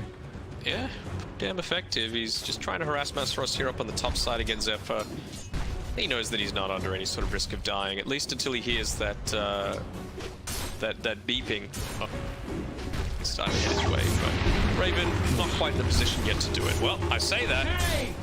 Well, it's a very early duel, but here comes the relocate, so they're going to get that bonus damage. They get the kill nonetheless, but meanwhile, what do they want? They're going to try and find the Ire that's coming back. Let's see if they bring the Sven as well. Looks like Ire is just going to be ultra dead. So it's a kill for a kill. But I mean, Zephyr's just like he's, you know, they don't get the jewel out of it, so that's always you're not getting the increased damage for the scaling potential. And then Tree's just playing the dead lane, like he knows eventually he's going to end up falling. Whatever you can get, you're happy with. And meanwhile, Jackie's he's already got a Battle Fury, man. What a good timing. Hasn't even had anyone stacking up ancients for him either, so this is all off the back of himself. Goes to show why T1 was so keen to secure his services. Dire's bottom tower. Yeah, the farming efficiency that Jackie has, you know, one of the better carries coming through at the moment, and you see the prowess that he has on some of the position ones. Is see how this game is going to end up continuing for him. But Mastros is in a bit of trouble here. He's getting hunted down up top. In mid as well. Try and bring him down. I mean, it's just Whitemon and Cuckoo at the moment. Raven's going to be able to come over, holds it back with the Storm Hammer. Even Mastros, yeah, he's still going to get chased down to claim it. Now Ire tethering through Raven.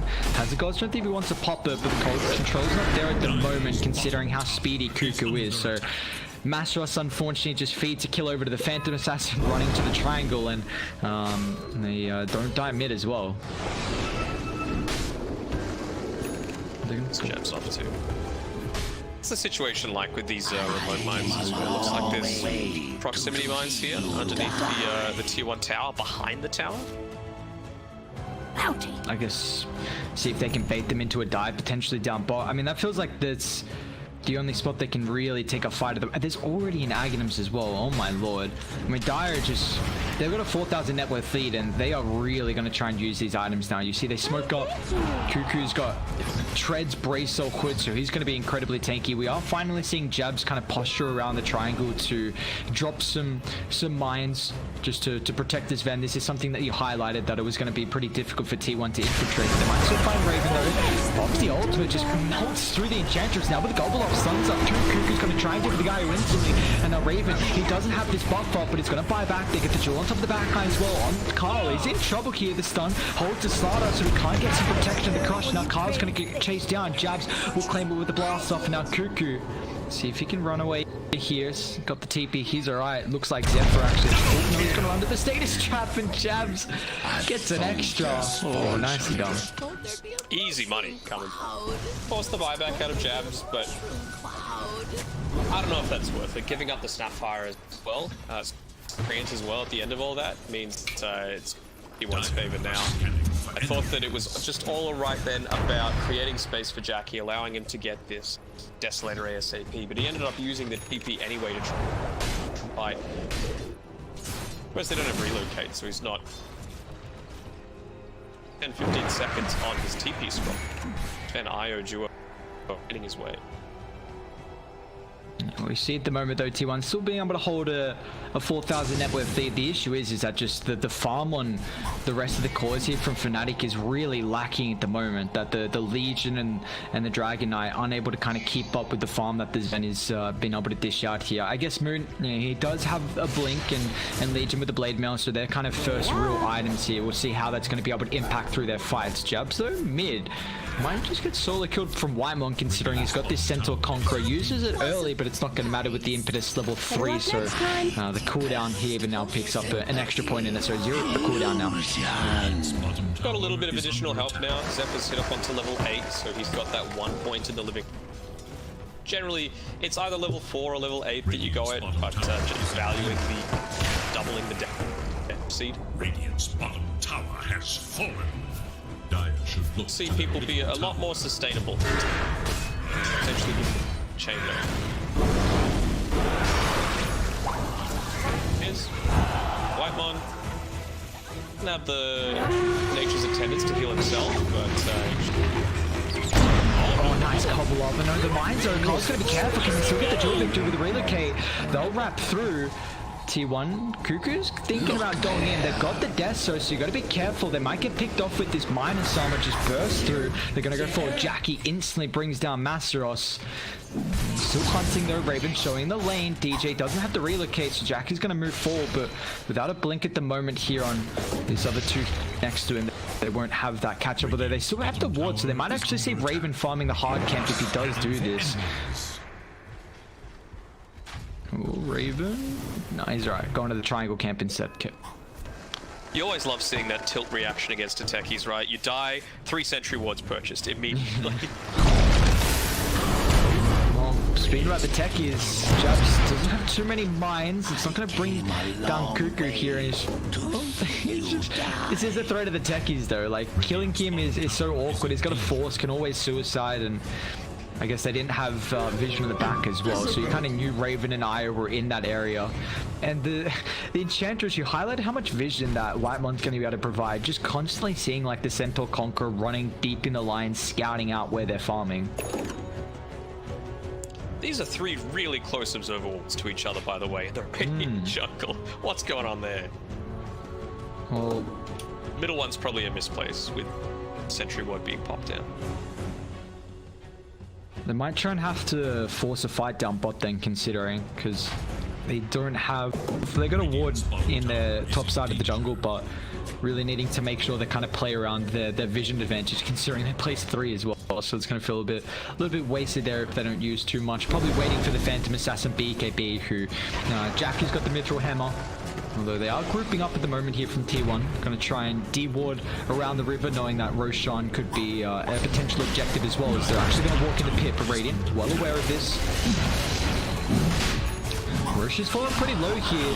How can they get in? Mastros without the blink. They're just going to try and run. Raven's got the Silver's Edge as well. The Sentry's already there. They get the cross. That's the vision. Now the Ace is going to get picked up as well. They're still getting the choke. Look at the damage coming out from Raven. Now with the overgrowth. One of the kisses. They're stuck in the choke point. They won't be able to cancel off the kisses. And now Moon's going to pay the price as well. 3 down from Fnatic. Tries to help out there from the Eye, but unfortunately won't be able to do so. And now it's going to cost him his life as well. What an incredible fight there from T1, just recognizing that the sentries in front of that Roche pick so important here, and you know, tried to slither in with the Silver's Edge. We just see a beautiful choke point fight as well with the overgrowth, with the kisses, and they went to work. He's like, oh, what's that? We can't go into your tri-camp area? Well, that's not the actual objectives that we want, buddy. We'll take Roche instead, immediately using the Aegis, but well worth it to get that 4 kills on Fnatic's heroes. He's still pushing up forward here, blast off more right click, unfortunately doesn't get the deny. Now Mastros as well is going to try and kill off the Enchantress. Cuckoo's going to get the next hit bash. Is it enough to expire with the dual victory? And it looks like it is, and now Mastros is going to be careful as well. The Raven showing up, doesn't have the God strength, and now Carla's going to come through as well, gets the gobble, going to send it flying on forward, gets the connection, but it's just in neutral, so little mud golem's gonna run themselves away. But you just see Fnatic, unfortunately, the plays coming through, they're unable to find the damage right now on the Legion. He's only got 10. It's this really weird interaction as well. So have a look at those mud golems that were just used. If a Snapfire gobbles up a completed mud golem and spits it, the shard golems are tied to your team, but you can't control them and you can't kill them. So you're just kind of left there, and the only way that they can go away is if they expire or if the enemy team gets rid of them. Huh? There's always these weird as functions in Dotas. We see a couple ones come every now and then. That's always interesting. Eager to know Dire's whereabouts. And this game's just starting to. You see the damage that this Ven's able to output, but it feels like this is, at least you've got a Legion who's going to be able to, you know, keep the, you've got Io and Legion that can both at least protect someone who gets jumped. But the issue is that Sven is literally all their damage, it feels like, unless, you know, Techies has a couple mines nearby. Radiant's bottom tower. And Cuckoo's got an Axe now as well. Bot side, yeah, he's got an Axe, he's got that extra magic resist, which is going to be really effective. Status resist, the magic resist coming from the Hooded Defiance, confusing me there. The previous times where he's had a few mines expended for him, just the fact of not even needing to complete the Hood, he knows he's the main one that's going in first, so all he needs to do is pop the active on the Hood. He's also passive extra 25% magic resist. He's fine with it. Structures are fortified. Radiant, they're gonna have to do something here as T1 trying to walk up the high ground. You see Zephyr as well getting set up. He's got a blink. Unfortunately, it's already been used, so let's see if Fnatic are going to jump forward now. But I mean, you can't jump Cuckoo. This is like last game, how tanky Mastros was on the Tidehunter, and just Cuckoo's positioning. They're going to be careful because Zephyr might go forward and just set up for the Mortimer Kisses, and if Radiant can't cancel that, then they just might get shredded for the magic damage. Meanwhile, they are pushing in top, so it looks like that's going to force them back. A Snapfire will TP. There's no way to rejoin them, and Seth is stuck in here at the moment, but he's got his own TP, so he's out there. So they lose the tier 2. It is a lot of damage on the tier 3, and Radiant also popped Glyph as well, so you can keep that in mind. They've got the Aegis for another minute 10, and Bash is about to be picked up from the PA. Won't have it by the time the Aegis ticks out though. Really gonna have his BKB on Carl as well, just bottle in the base. He's got his boots of travel, so he can rejoin the team by any time he wants. What's coming next for Zephyr? Like a little while until he's got a new item. Not the Blink Dagger, but it doesn't really feel like the go this time around. Yeah, Solar Crest seems fine. Yeah, Lotus Sword. Yeah, I was thinking Lotus, but I think it might take him too long, and this Ven's probably gonna have a BKB by then, right? I guess the armor's really nice, and you still the Dragonite too. Well, and gets rid of the silence. With the Gobbler actually going in. Cuckoo Mastros can give protection plus attacks. Yeah, both on the back line as well with the overgrowth. 1 to 3. But Raven's gonna try and lift the turn. Where's the Mortimer Kiss is gonna come a little bit too late without the stomp. But Sven, he's in trouble. Jackie directly on top, but the Phantom Assassin is just going to work. Fnatic, they'll lose 2, and they don't find any kills. Very nicely done from the side of Die. They're going to be able to transition this potentially into the tier 2 if they wanted, even though Aegis has expired. No spin. Diagram there. Tier 2 tower, but I don't know, I still feel like, yes, it might take him a while, but the Lotus is a really good item against the Sven, right? Obviously want to have it on whoever jumping so that he gets reflected back into him, and then even if he builds the BKB, that allows you to then do the follow-up, so you're blinking in and using the overgrowth gun. It means that Fnatic need to be perfectly on point with saving the press the attack until... You see, you're continuing to gather the map control. I mean, again, it's just, this game feels like it's all on the Sven at the moment, but PA is just so farmed, and this is, usually you see a Sven is actually going to be on top of the Phantom Assassin, just because he has this innate farming mechanic. His Carl's in trouble, although just has the BKB delivered, so pops that one. It is the 10-second duration, unfortunately, but, you know, Diary's going to get 4 bounty runes across the map, and we'll be able to shove in top, and that's going to be their next objective to claim. Smoke coming through again. Doesn't succeed underneath the tier 2 tower. Let's try it somewhere else. They're going to find Jackie. Goes big target bit of Britain down. Let's see if they can chain lock it before the BKB. Jules going to find out with the overgrowth as well. The Phantom Assassin will end up falling. Very nicely done. T1, they don't really have any of this saving potential like Fnatic do, so they're going to try and continue chasing for more as Whitemon sunned up on the high ground. This was a nice movement from Fnatic. Finally, they get something, and also a dual victory for Masros. He's on 30 damage now. Little low, we'll be real. Oh, who are they going for? They're finding Carl here, perhaps? Another BKB is on cooldown, but I mean, again, you can't relocate like that without a setup. Or at least without the axe. You just don't have the gap. Its middle tower is under attack. Well, at least this is going to delay this a decent amount for Sven to be able to find some farm. He's almost got the Assault Cuirass completed, so the extra armor is going to be very important considering the minus armor that T1 have.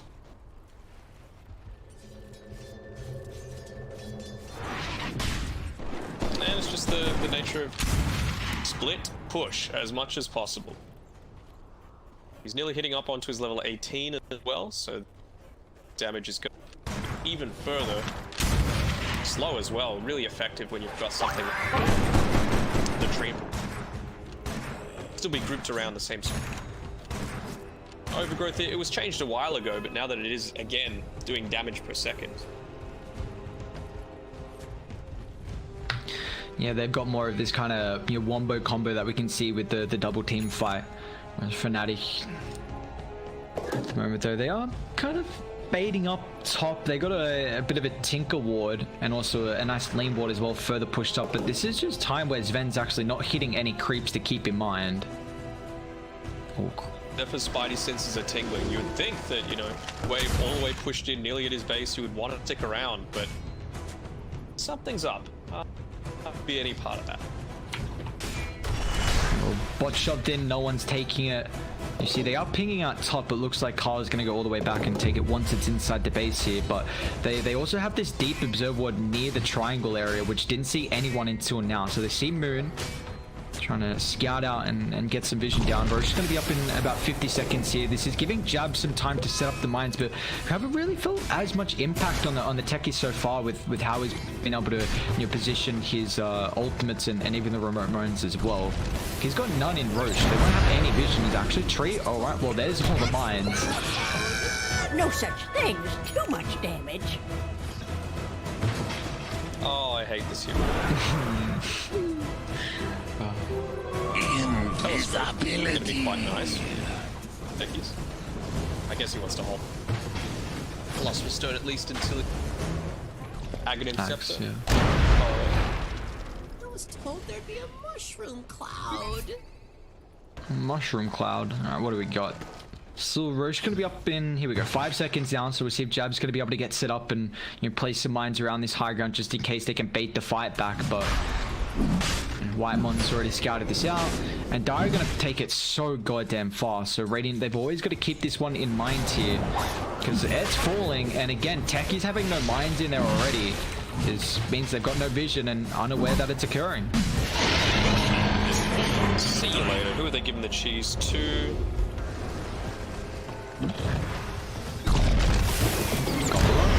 Jabs. They actually want to try and find a pipeline. Cuckoo, two-man stun with the Mortimer Kiss with Jabs. Nicely done as they're going to be able to bring down DJ and Raven as well. He's in trouble. He doesn't have the IO and also no buyback available here. So with the bash dominating for Cuckoo. Oh man, just Carl on point with the gobble up, and it's just too much for them to handle right now. He's only down for 45, but they're going to shred through some of the objectives here. All the mines get blown up. Cuckoo doesn't really care all that much. He's got the cheese ready to use for himself. At least they got repair kit. That's repair kit and glyph always going to feel kind of nice. Unfortunately, they're just going to leave the lane though. So it was, man, remember repair kit didn't have a cooldown, how busted that item was? That's they're picking out a little bit. Cuckoo's still holding on to that gem, so he knows that they can't be diving all too deep. You can tell Moon's like, come on. Come on, you know you want a Blink Strike on top. Let's see if Mastros wants to jump as well, but these are pretty hard heroes to be able to bring down. Cuckoo's got 57 HP regen at the moment. They can even have Zephyr counter initiate as well. And Carl's not grouped up with them just yet. Looks like he's trying to find the bounties in Zephyr's Vent. Back alive. Let's see how they can hold the higher ground here. T1 want to stand their ground. Cuckoo's a little bit out of mana. And you see this Centaur Conqueror as well from Whitemon, really just doing a good job of being able to send it directly on the back, trying to find where the mines are set up. But they've got a DD to claim, so Jack is walking over. Still not the level 25 just yet. I mean, it's very early, but you know, he's the highest level in the game. We'll see if he's able to hit that at a relatively decent timing here, where he can really put the pressure on with that extra buff up. It's just expired, but where DJ is right now, that's where Whitemon had previously just placed the Observer Ward, the one that allowed them to immediately follow up from that Roche, the perfect gobble up spit. So he is styling this game, and it's very rare that you can do that from a POS 5, but he is doing absolutely everything that you could possibly want. Securing the laning stage, making sure that the techies isn't a factor, giving information. What else could you possibly want? Yeah, he's. I've been really impressed with how he's been performing so far throughout this game. It's just been a clinic from the Enchantress, really making the techies not feel as useful as what we've seen on some occasions. But they're just going to walk back in. They smoke up, unable to get the opener. Techies has the Aghanims now as well, so we'll see if this is going to be an extra buff up where it can kind of drop the mines and they won't be able to get the ultimate. But Moon's slowly getting chipped down here with the crit. Now they can move forward with the gobble up. Moon is going to pay the price. Now instead they go to Techies, just shreds them down. They will still end up falling, so Carl should know better. Carl's going to pay the price. Yeah, I mean, they definitely knew the mines were there as well, considering previously they were already trying to kill it off, but it doesn't care. It looks like they're going to try and force some buybacks here as Jackie, he's still got the double damage rune to utilize Radiant. They're trying to shove in top, and they're going to try and attempt the base race here. We could see it coming through. Radiant with the buybacks coming up. Meanwhile, inside the base, they're just going to pay the price. Zephyr with the blink forward, the overgrowth as well. Jackie trying to go to work. With the big get, they pop a couple of bashes for the kids as well. They're going to be careful. Sven's going to end up falling. Another deal with the rest. IO down, no buyback in T1. They tie up the best of two here. Unfortunately for Fnatic, Get in the bin.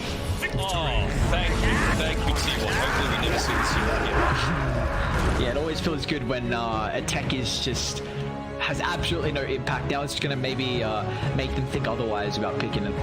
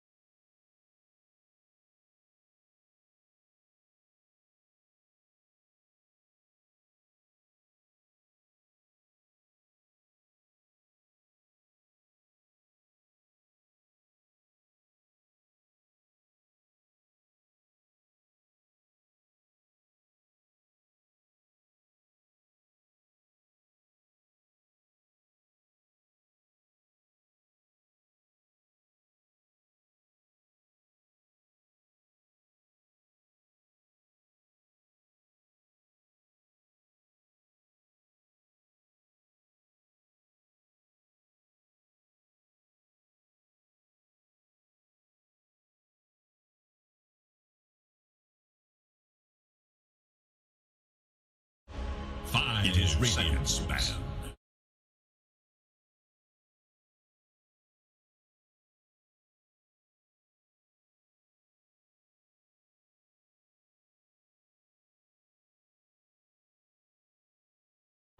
Radiant's turn to ban.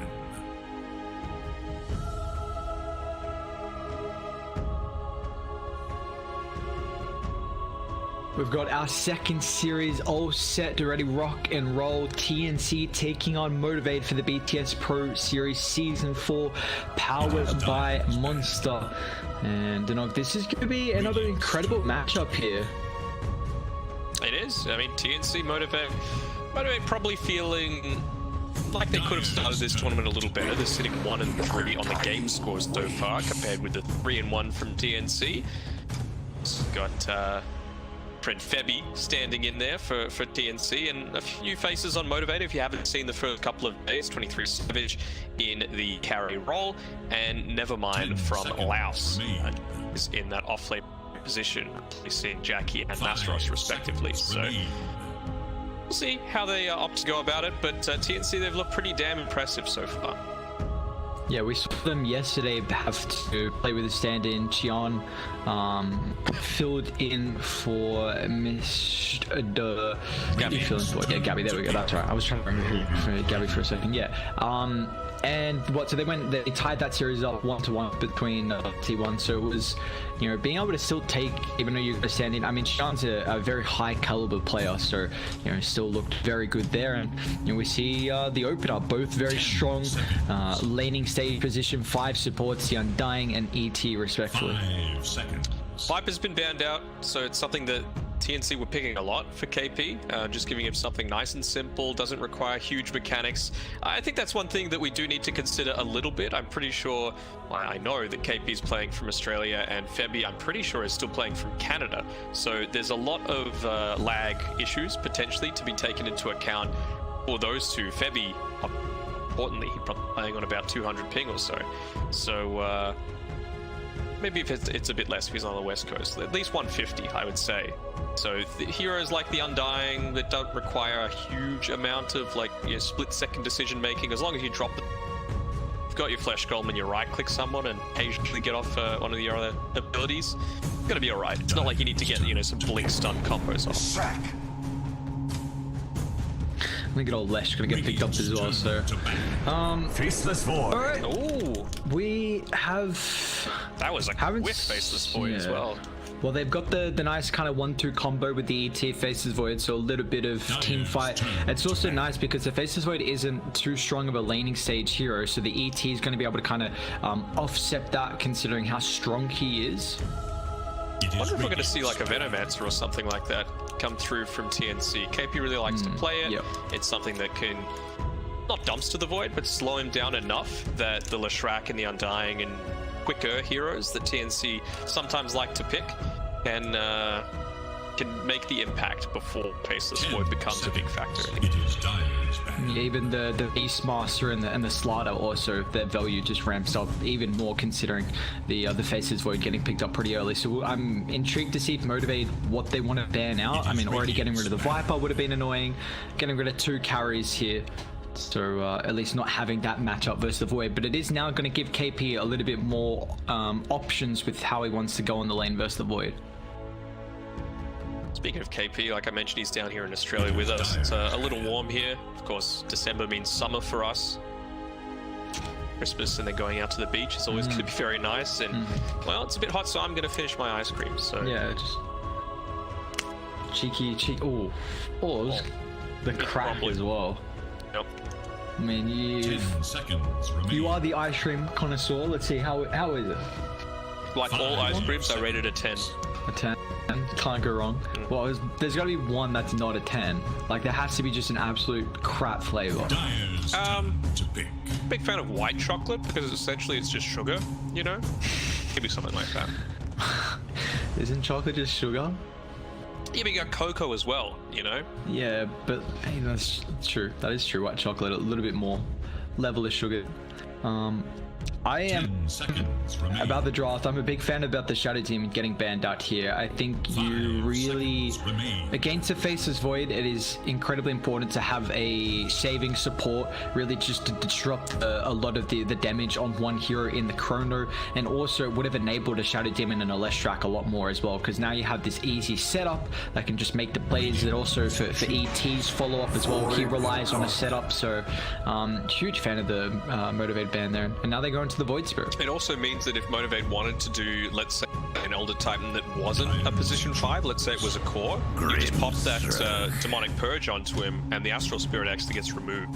So it's a good way to force this to being, well, I suppose they've done it themselves, but like, they want to give themselves the option of being either a 3 or a 5. 10 seconds. Another Grimshaw is going to get picked up from TNC, so this gives them a way to really deal with the mobile Void Spirit. If that Soulbind, latches onto someone else, it's going to make it very difficult for his control, and we might now potentially see like a Doom or something coming through for KP if they want it as the position 3. Where do they go? Yeah, I want to see it. Yep. I mean, just that Skywrath Mage pick, it's great as well, right? Like, you just get on top, you're super mobile, so you don't really care all that much about the Skywrath until at least he's got an ATOS, but by that point you're a Doom, so you're probably going to have a BKB just to be able to shrug that off. Might even opt to go into something, I don't know, like a Lotus Orb or something along those lines.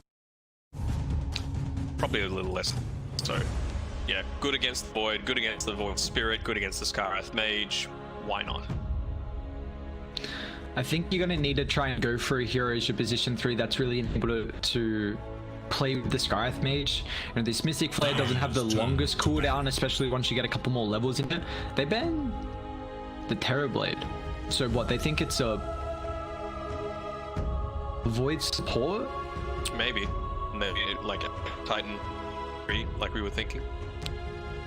Interesting. I mean, you've highlighted that Neon have tried to run that a couple times, so it would be very interesting to see, because they do have a lot of damage in the Chrono. Sky ulti, ET as well. I do still want, like, if the big core, I'd like to see position 3 who's able to have a pretty low cooldown, easy way to play with the Sky, blink forward, find that setup for the Mystic Flare. The Legion's always one, the Axe another. 10 seconds remain. Wonder why they're getting the Anti-Mage then. 5 It feels like Anti-Mage would be the perfect hero that Motivate might want them to pick if they were just saying, like, look, Axe, Legion, Counterspell doesn't matter, right? You can just get that combo off, burst him down, screw up their entire momentum. The only reason I can think of the AM ban is if they want like a Sand King as this last pick. I'm trying to think if they go for a 3 that the AM would be able to play well into. Although the issue is that you don't have, even if they pick the Anti-Mage, Motivate have this ultra last pick. So yeah, I guess it's protecting what they already have at the moment. And so what, TNC, they're looking for their position 1 here. See what they're going to be able to give over to Gabby. They even ban out the Arc Warden, so they really feel like this, well, at least something's going to get switched up. Radiant's turn to pick. Dire's turn to pick. Drow Ranger. The draw, okay. Alright. Spectre's gone. Gone. Don't mind it. I think, well, the Drow's going to be able to just take objectives and come online before the Void, which is a big issue. That hero is pretty reliant on their cooldown. They are reliant on this Chrono connecting and then ET Sky following up. So unless the Void Spirit's able to have a decent game, but he's in a rough matchup here. Doom's one of the best heroes to deal with him. They got multi-silencers, Grimshirk as well with the Soulbind. So they've really identified how to deal with the Void Spirit, and now they're going to have a lot of ways to really just take this game early. I'm intrigued what Motivate can do in this last pick. Yeah, so what, they've got 2 silencers, 1 mobility reducer, Doom with Doom, so that's 4 ways at the moment, and that's without even counting any, if Doom was to get a Dark Troll Summoner for the net, or if they get a Clumsy net from the camps. A lot of ways to deal with Void, and perhaps force him into an earlier BKB than he might like, so I'm liking TNC's draft so far. Yeah, at least Dire have this ultra last pick where they can play around with, see what they can pick up and try and have this really strong matchup. But Yeah, I'm a big fan of TNC's draft as well at the moment. I think this pick is going to have to be pretty goddamn perfect for Motivate to take it. Is TNC think the Void to support? What is the probability of that being the case, do you think? Void Spirit. They think the Faceless Void's going to be support, right? Nah. I think it's Titan 5, Void 1, Void Spirit 2, Skywrath 4, so we're waiting on the 3. They might be wrong. Yeah, I'm just intrigued that they banned out the TB and the Arc Warden. Yeah, that's what I'm like. Like, what's the probability that they actually play the Faceless Void as a 5? And well, Centaur could be okay. They're gonna Zeus. Your hero. Centaur to reset the fight after Doom because they don't have. So what do they do? Zeus. Void Spirit 3. Okay.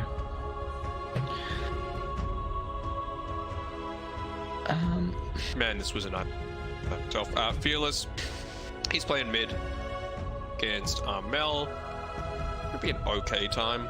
You just don't have the tower taking potential at all on that team, which I'm a little bit worried about. It is a lot of damage for Corona, like a lot of damage. And no one really wants to go first either. Exactly, yeah. If Nevermind goes in, He's we dead. mentioned all the different ways that they have to silence it. What can you do? Yeah, I don't. At least Zeus is a hero who's going to be able to dish out a lot of damage from afar and not have to worry about getting on top of the Drow. But I just feel like more than likely we see this Ags rush and you really just like to play on your side of the map, mass farm the jungle, get involved occasionally whenever you got your ultimate. But fan of TNC's draft here. I think they just have the ways to deal with the Void Spirit, have the ways to deal with the Faceless Void, and Doom. If KP has a good game and the Leshrac as well, they're just literally going to run him down. I think with just speaking of KP as well, I think they might leave him on his own for the very start. Just have Febby and Tims towards the top lane. Maybe go for a first blood. Be able to have the slow coming out from the Drow range of Febby. I don't think he'll opt to go for the Orb of Venom. I think they'll just be able to use the either the Ink Swell or the Stroke of Fate to slow them down a little bit to get that first blood, just to lead the lane off a little well. And honestly, even if Febby gets the last hit, it's going to be fine because he's going to have a rough time going up against this Void Spirit and Skywrath. They're just going to be pumping out constant harassment. Yeah, Void Spirit's actually one of the better position 3s to lane versus the Undying. I mean, not being the strength hero is always going to feel nice, and your trade at least with the Resonant Pulse is going to stop some of that physical damage that the Undying would do after the decay, so it's relatively decent. I'm intrigued to see if he picks up a Windlace to start, just to try and have the increased movement speed to make sure he can play the distance, especially with the Frost Arrows slow. He goes Ring of Protection, Coiling Blade. Okay, so just a little bit of armor instead. Yeah. But I would have to agree with you. I'm liking TNC's draft overall. The next label play. The next label play. We'll see how this one's going to end up breaking out here for TNC and Motivate. We got another good old C pause to start. A couple of 5s as well. Did you work out what the 5s were? Was it in translate? How last game? Maybe it's just like laughing. Yeah. Just using numbers to laugh. I know in some other languages, if you spam K, that's the equivalent. We're pretty basic here in English, Yeah, goddamn English language, literally just how it sounds. Or that in Korean, it's the backwards F, I think, is. Is it really? I didn't know that. Interesting. It's languages, how fascinating they can be. And we'll see. If you had to have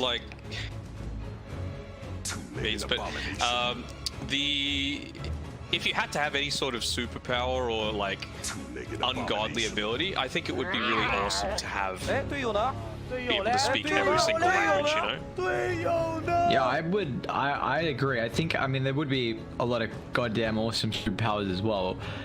But what you could do with knowing multiple languages is just the amount of intel you can soak up from a wide variety of people where you wouldn't really naturally be able to speak to them without knowing that language. It's would be quite awesome being able to have that capability of kind of speaking to anyone you really want.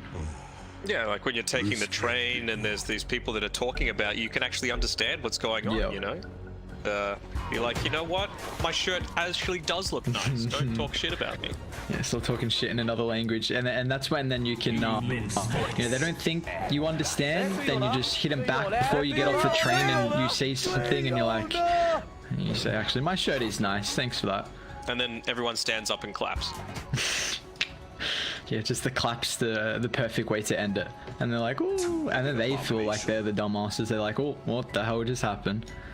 So I'd have to agree. I think you know, the power of languages and learning a couple and knowing a couple. It's so goddamn hard to learn a language though. We've already, you know, English one of the harder ones, and then also trying to learn an extra one on top of that. Man, it doesn't feel nice. Oh, the amount of things in English is just absolutely screwed. Lead, and lead, there, and there, that sort of stuff. Oh, just good old Just 30 seconds. English. It's one of the tricky ones. You're still working on it day by day. As we got TNC and Motivate, they're working, you know, day by day in the groups. You know, one day a piece here. We are seeing every team play once, which is nice. It just gives us the you know, the difference in kind of play style from team to team. So, you know, at least it doesn't mean they have to play like 2 games on one day, then we don't see them for 2 days. But you know, a little bit of a contention for some of the runes here. Let's see who's going to have the faster fingers. Those Q's going to be able to find that, and that should be 3 for Motivate. So a little bit of an advantage to start. Nicely done. One other thing as well, as Fevy was just standing there trying to contest that bottom rune, who's going to hit the tomb? That is true, actually. Who is gonna hit the tomb? I mean, at least you've got the ET and Zeus, like, to scout out. I mean, mainly the Astral. But it's not gonna matter if no one's gonna hit the goddamn tomb. So, yeah, it seems like as you just keep looking at the draft even more. Okay, so how to Motivate win this game? Even though we're both not too much of a fan of their draft, what do you think is the way they're able to take this? Maybe go a little bit more aggressive than a lot of traditional Faceless Voids might opt to go. So you can see he's already got a lot queued up there, going straight to the Mask of Madness, not opting to go for a BKB or anything like that, and just be really active. Is that your best? Go for a super early Ag Scepter or something like that, just so that you can just constantly be moving around the map, trying to make kills happen, and respond to the aggression that's coming through. There is little hope for Radiant's. Yeah, the one issue is though is that the Void is always relying on the Chrono, and that's why you're kind of highlighting if he goes for a couple more early items that might mean he doesn't have to rely on it as much. But I'm just worried that the Drow is a hero who's going to be able to kind of group up early, not need as many items as what the Void, and it doesn't have this kind of cooldown reliance as well, where you can just group up, help take objectives, get some map control, and then really limit what farm Motivator are going to be able to get across the map.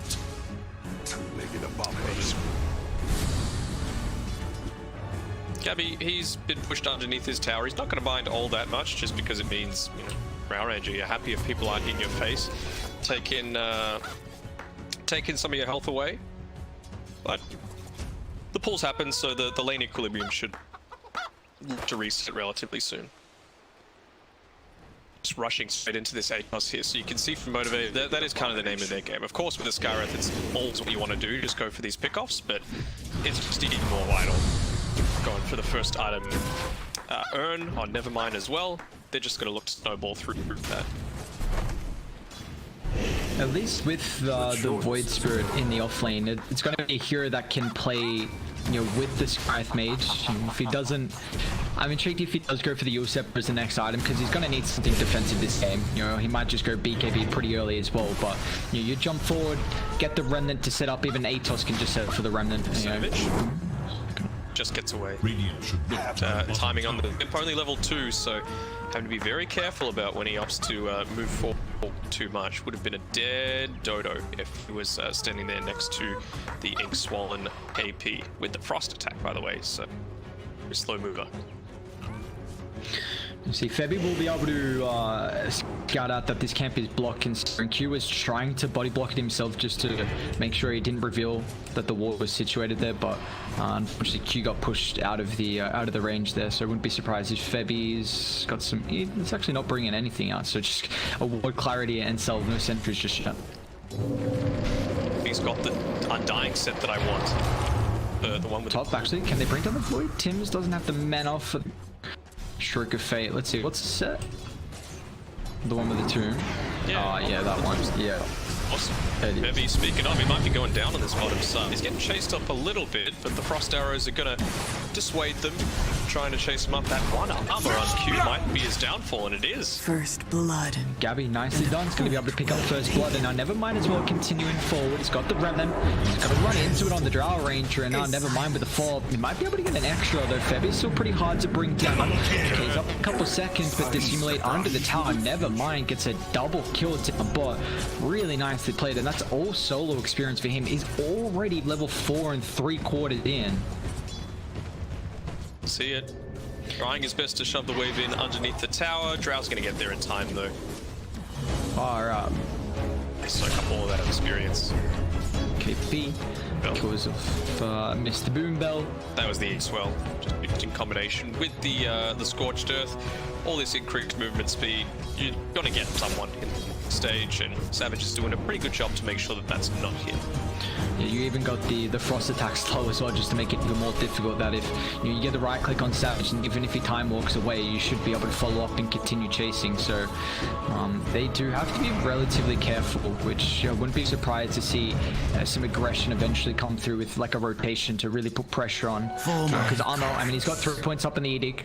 So if he gets a nice little power in, we'll be able to really make that rotation there. We're about top.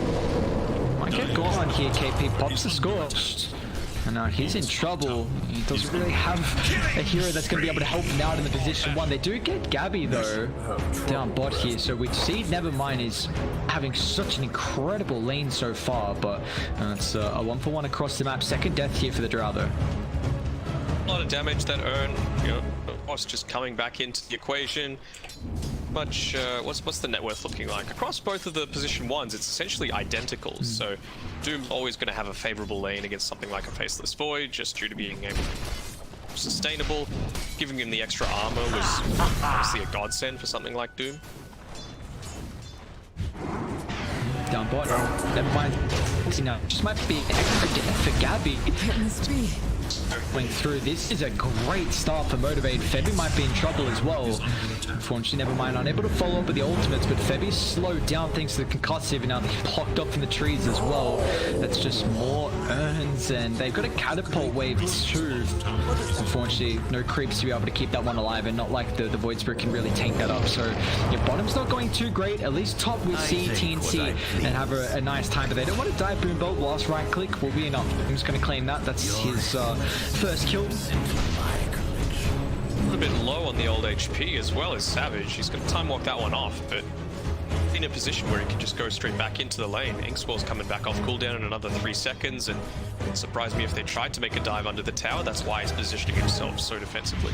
And unless she's coming over as well, he's just going to cut the wave, and they really want to try and utilize this because I mean, Savage doesn't have Chrono just yet, and he doesn't have a potential to fight KP with the ultimate. The rotation's going to come through for the Void Spirit, Echo Stomp. It's going to disrupt them a little bit, but it looks like they might still be in trouble. Nevermind, drags back KP. It's going to fall up once again with the extra ult. Somehow Savage is still alive. They don't get to deny armor. Lost it with a Pulse Nova, and now gets a follow-up stun connection. Nevermind's going to have to try and retreat through the tree line here. Bottled up is the Lesh. He's got 2 more charges as well, and now they're going to be able to find Nevermind too with the Dissimulate on cooldown, although he goes just through the lane instead of trying to juke back up through the tree. Once again, Gabby's still playing the lane. 4 deaths at the moment for your Drow. I guess he's thinking, surely they're not going to have the resources to be able to take me down, but Fearless just makes the rotation through. I mean, when all of these respawns happen, he's ready to go again. He's got the Thunder God's Wrath in another 15 seconds. And you see how active they're able to get with the Void Spirit because of the great start, the levels he's getting involved. But even got to keep in mind the Skyath Mage as well. Like, he's going to have a pretty decent 6 timing. He's already 5 and about a quarter here. And this is a hero who you get a lot of your damage from your levels. Oh, right. It's really nice. You going to take that for himself, or is he giving it over to you? So there we go. I suppose when you're new to the team, you don't want to be doing something like that where you take it. Just gets you kicked.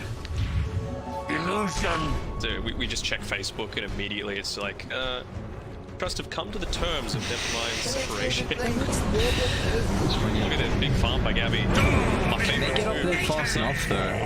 When they get the kill, it's such a cool tombstone.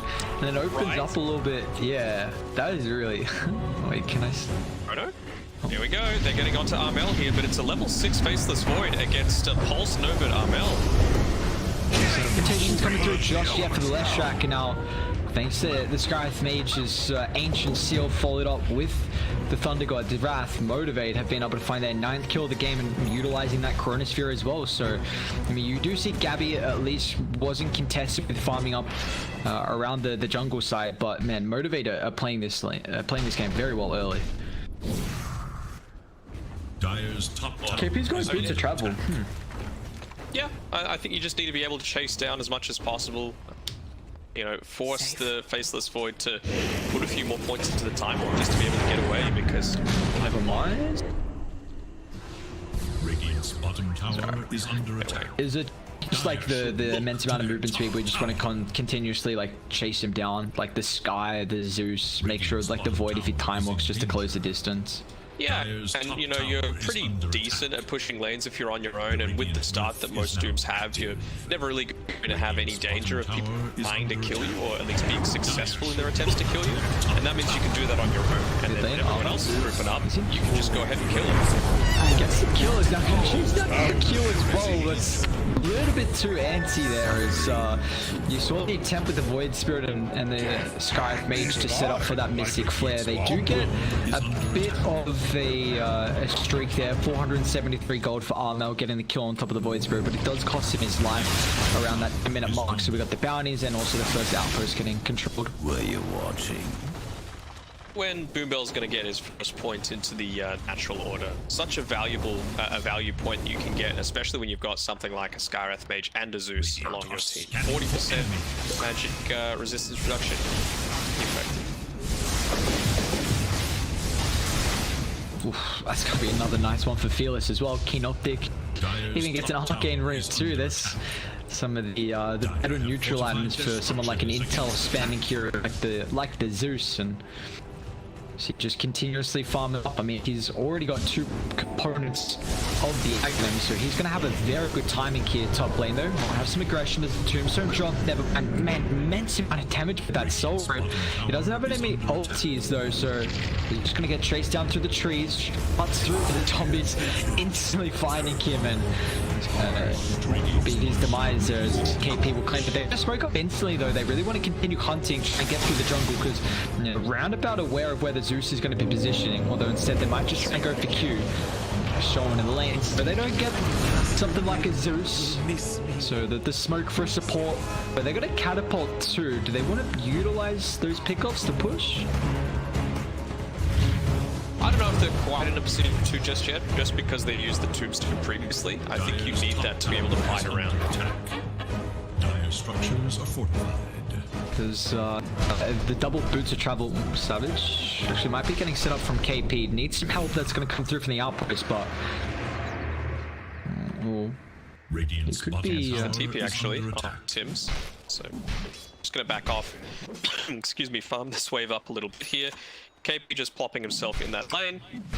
And going to Glimmer Cape actually, so just wanting to be able to sustain himself on those front lines.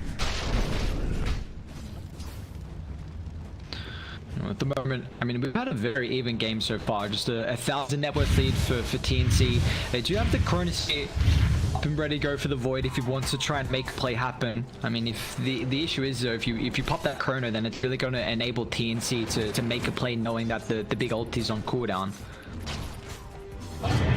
So it just means that you need to be... So much attention needs to be paid towards catching the high impact heroes, and right now it feels like Gabby, not the high impact hero. It is absolutely Armel on Leshrac. Dire, they're going to try and smoke up and make their way towards the top side, where they did already see Febby and Armel positioning here, so we'll see if they can connect up with the smoke and get a kill at the moment.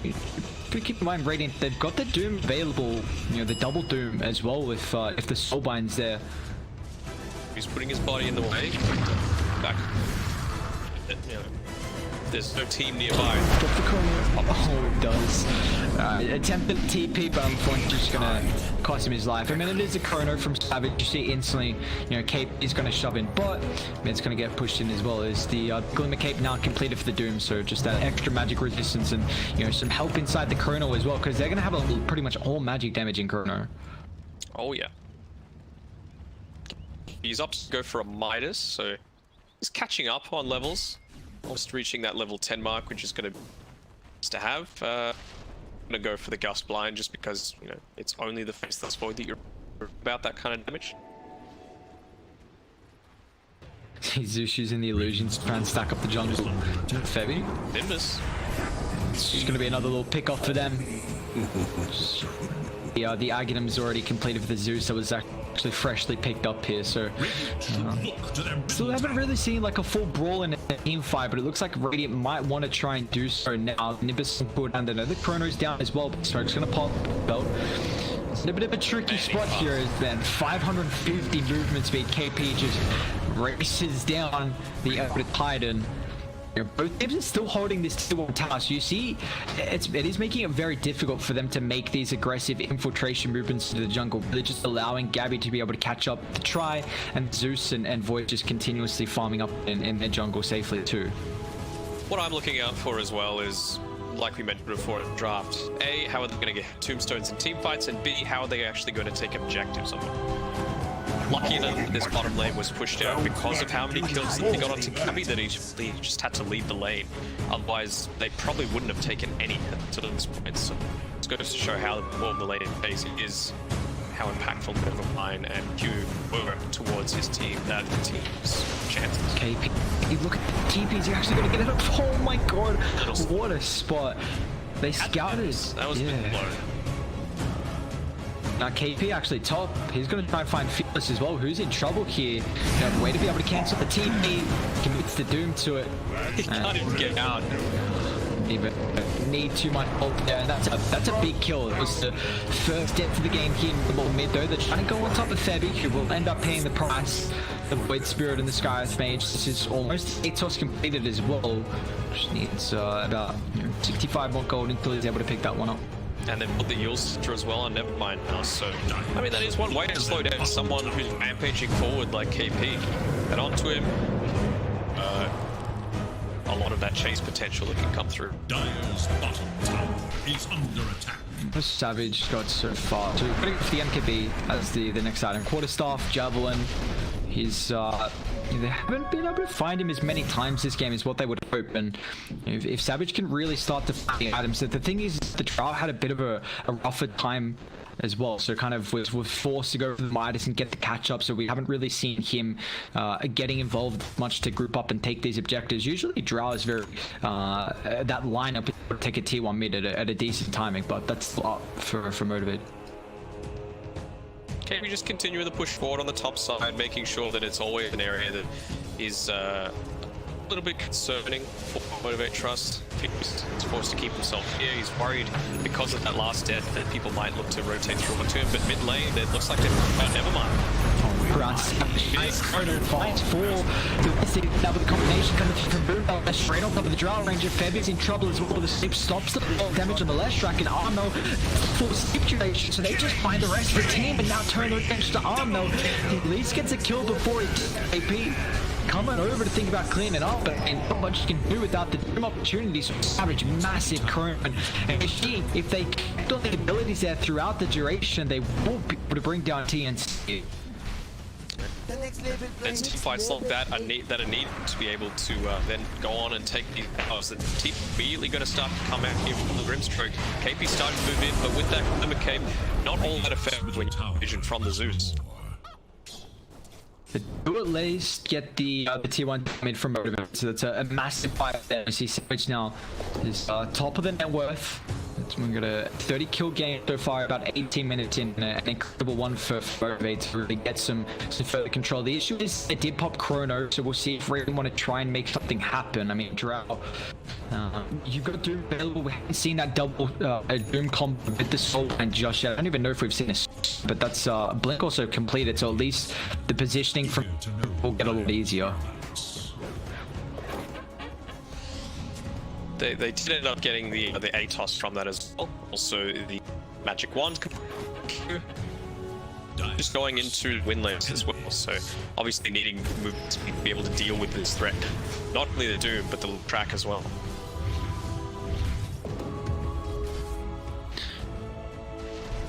They do. What do they see? The rating. Just trying to control this top. They actually want to try and tape down KP. Maybe get set up with the help of the bless track. Savage got to be careful and exactly where he is with the farming pattern. They have this war as well, so Savage is in. Oh, KP still going to be able to blink because he's beneath the wave. They're going to try and TP and Boom Bell, but the damage before the ET is going to be able to provide the saving back. It almost kills Armor though, and the Nimbus. And what? You would never expect that kill to go through like that, but the fact that they got it and are motivated, I'm thinking for more as well. No, they don't accept the physical flare, the off timing there, and now Drow actually might be able to turn around the balance as well. Ad's gone a little bit too far there with this execution. Oh.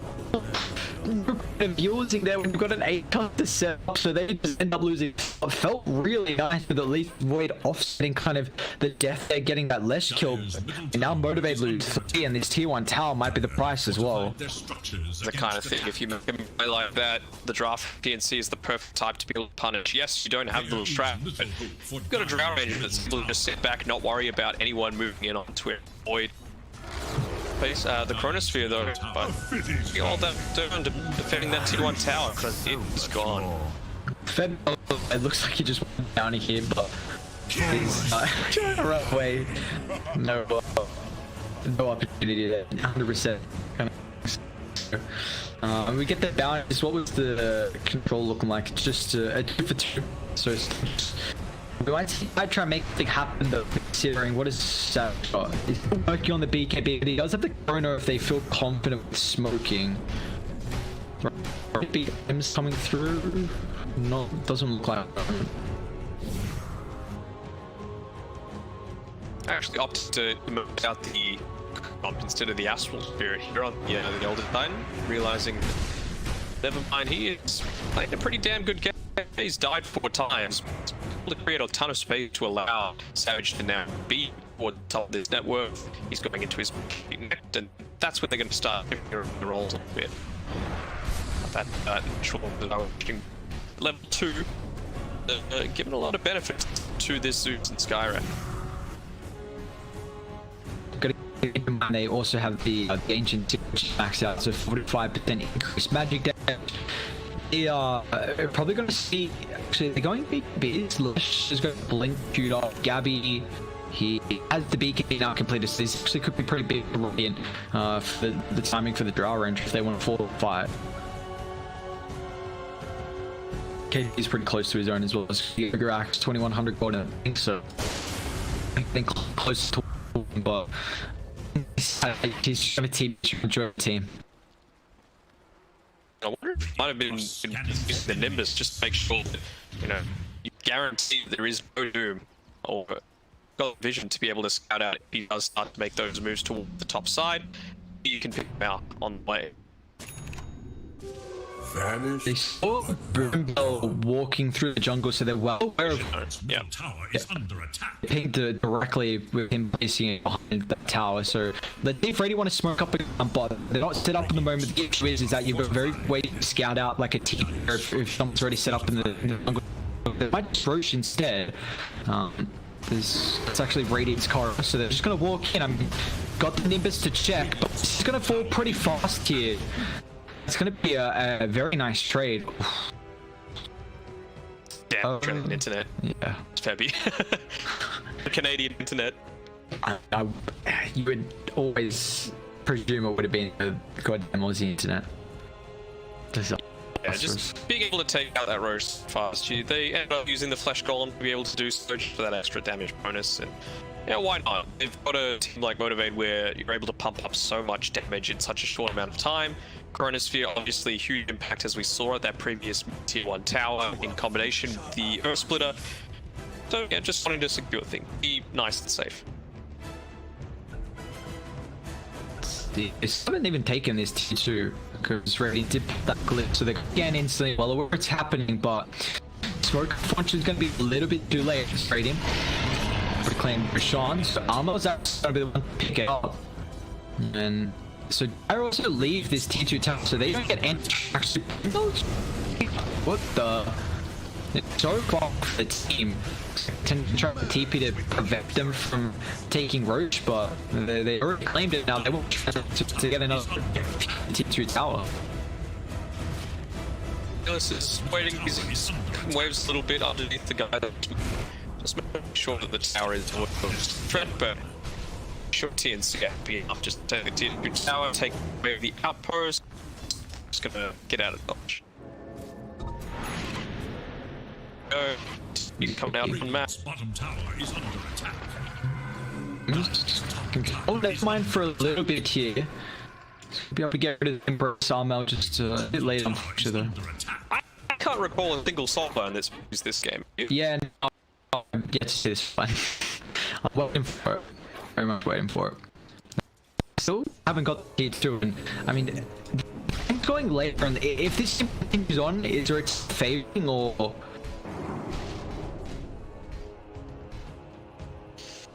I would have to say TNC just because of Gabby going into the minor build. He's, you know, still keeping level on the experience shots with the faceless form, but you know, eventually he's going to be able to get rid of that. It's going to affect himself, and he's going to be able to ditch out a amount more damage. And that's when the BKB starts to have an impact as well. You're coming up against the Skyrim Mage, BKB's multiple targets, and then suddenly you've got two heroes that are effectively useless. This is Void, he's been close to his own BB as well, so it just needs speed. Would it pick that up with see a really big team? I guess maybe with Chrono, and that's pretty much the only about 24 KP. Maybe thinking about trying to find healers who don't have Savage on the line, so essentially trying to hit it. We have really too many aggressive wards. I mean, I played some down, but we saw that behind the T2 tower got hit. So just kind of yes, you've got the Zeus advantage on motivation, you know, difficult for TNC to kind of run it jungle and drop on the dungeon.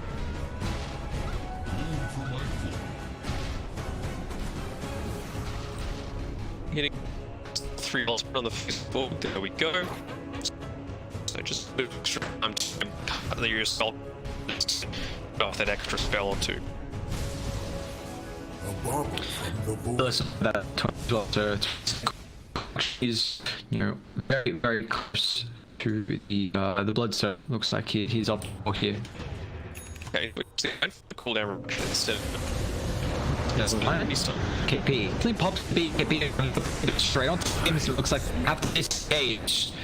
As that was your 10-second BKB for the Doom there, so they just get the support, which feels like it's happened kind of frequently lately. We're seeing this network is not really getting too far ahead from team. I don't need to be overly concerned about that. Something that is, as Gabby picks up more damage, that would definitely help Alex. Backing off, he's a little scared. Just wanting to camp first. The bottle. We're gonna fight here. Got a nice sort of the high ground as well. You can find a beacon for this engagement. Gabby's been a little void. Got him on Mel. Just kind of blink for the issue. Let it seem their initiation for Mel moving doesn't have a beacon. He's got an extra life. They're gonna lose the jump yet, but has sustained the stroke. With the first time, we started with the bonus being harvested right on KP. Is gonna back in this fight. Savage with the big shape. Because it's about to wear off of the Atos control. Zeus go get onto the back gun and really get on top and shut damage. Here is how much that Savage can do. Just gotta get that kid. That's what they're waiting for. Potential around only 15 seconds left. And as you can see, Boombell's hanging around, just hanging around. Have to be careful. Gabby to the fight. Gabby, Shrek just ran. Oh, could be a double Febby, but what can be really do? Shrek instantly take for the a little bit. But it's gonna matter. Got the detection. Dying to jump. Oh, he's checking this. Move fast. So Savage double kill, very nice from Motivate. They pull back and see that. Coming through from the Motivate boys. The sorts of team fights that you galvanize the roster changes again, perhaps. He's got his BP though. He's going to be to use it here. I think the Simulate's going to be able to bounce back and actually wants to try before it runs away. And I guess that 10-second you can kill it, keeps his life as well. And soft scope as well. He picks it up along the way. Nice done. It's going to be, I'm sure, the people's the moment, just give him a little bit of extra stats so he doesn't get bursted, but if he doesn't, that telescope might help out with seeing it. Do we see 5 last fight? Yeah, I can't remember either. I definitely, if there was, that was the first one. So I'm still waiting to see this double Doom combo setting up top. Okay, it's gonna stops. But he doesn't have the chrono. It's not gonna trade on top with the KB at the end. Hey, looking right through the last shot. Now the base. There it is. There goes. There's no follow-up. So it's a trade with a couple of ultimate allies there with.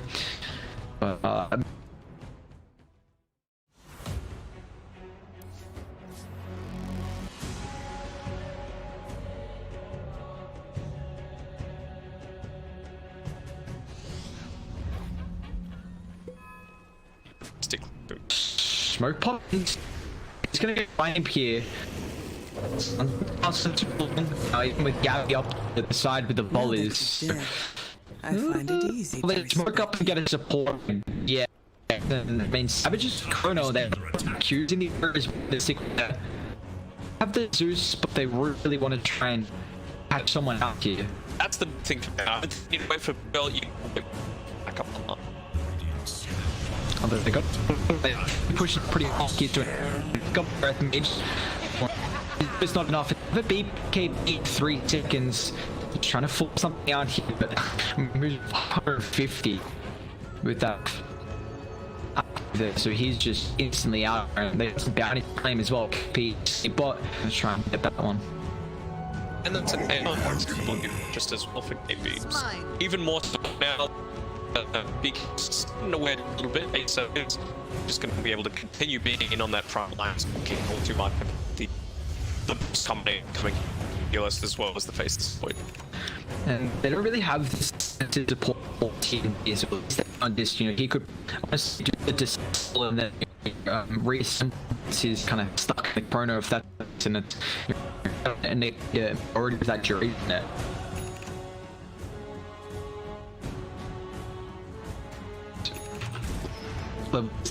23 seems to be working. The ultimate all completed. What is? It's got me. God. Savage had a very good game so far. 8 for network, and the game gonna have a way to get on top of the draw. It's got that range. Currency further and this time, but now it's got 20 HP to his name, so it's going to speed we can deal with. Regeneration. Radiant's bottom tower is under attack. Nice to be able to slow down somebody and come Doom as well. If that who's of course name preventing again the dying repeal, just Words. Which is going to get picked off in the mid lane here. So we don't see Roshan up in the mid, but going to be the objective. They finally get that T2. See if they can get that up around it though. They didn't have a wall around. They're probably going to triple this round turret point. Speaking about the fact that it's there, seems to know what it is just that though. He would love to be able to have that in his arsenal. Even the Void down on the. There we go, picks it up.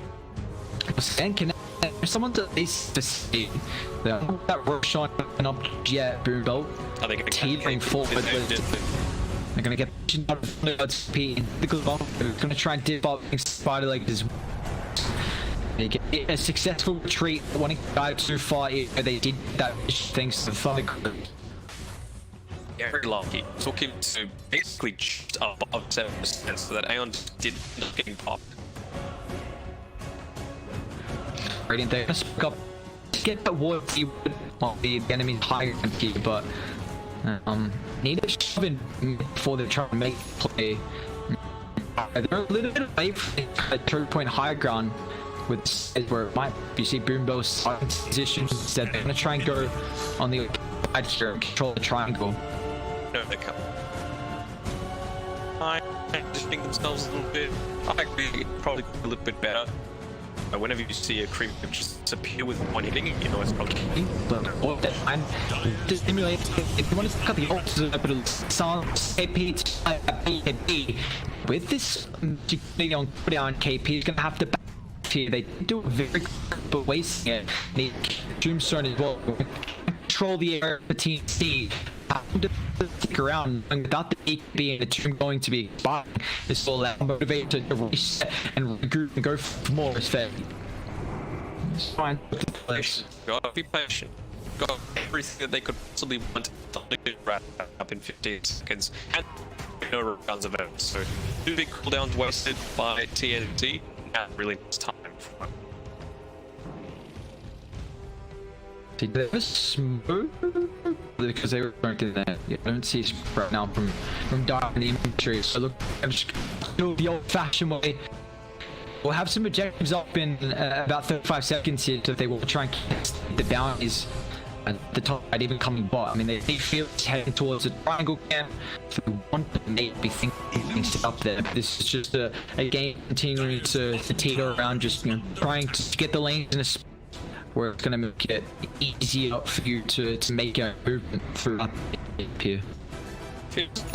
Nearly level 25 himself, his damage is going even further and not long. Well, it's going to be quite heavily on his back, because never mind, he's a fair way behind in terms of the network.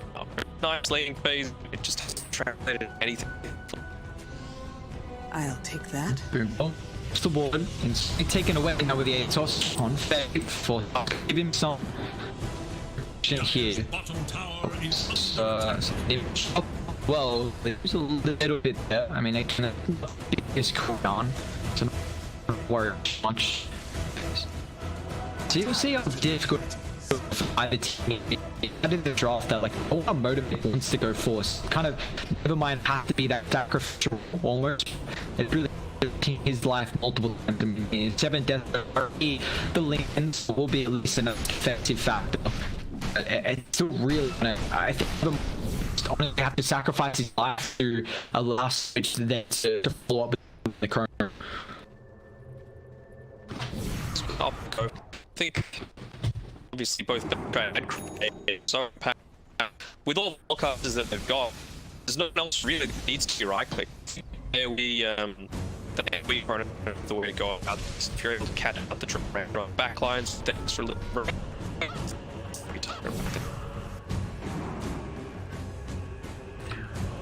level is close as yeah, he's almost I can actually get him 25 here. Just and you get the latest. Who's gonna be the first team to make a mistake here? Is the real question. You do see pretty much everyone's gonna buy back the Lush and the Zeus a lot of the Spirit KP. Or I mean, Zeus can scout KP a lot of you the arcade rune as well. So if you choose to do it, pretty again, stick counter. No, so be after they move away. Still not they want to even about Impus. Meanwhile, in mid lane it looks like yeah they just need to help out there. So but see if they want to now try and push aggressively keep going at the Grim shirt. I mean he does have a buyback available. But do they want to try and force shot on be forced a team fight here? They're gonna smoke up. Grim will be able to scout this one out like that they want to kill. I'm well aware of this for some cooldown, but you know, it's going to be able to utilize dropping a very aggressive ward and they're going to go back and now take Rosh on. Grim notice. It's happening. It's got a very good position. You know as well that. Yeah. Fine, pops and Lincoln's gonna come through as well. West control Fossof's gonna give him the save. Now it looks like the line just melted too far from TNC. That's completely wasted. You need lockdown to be able to utilize that ulti, and just a nice positioning from Q helping it, never mind. And this could be able to give them ages and motivated. That 20 as well on the void. Wait and build up. What's building to? Got a nullify and tank up. I would say, oh, because he's got the modern sword, I'm feeling longer about this tank. You say.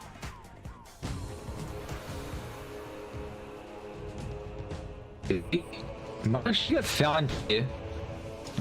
Feel it's gonna run to the other side, so and it would have made a very good shot to diminish was about a 10,000 worth lead that he had to 1,000. The guy gets projected as well in the blade armor. It's really fearless. He's gonna be careful because he's gonna end up to get people right click stuff. A couple of rotations coming through, but it's both towards KP has to pop people with wrap. Never mind.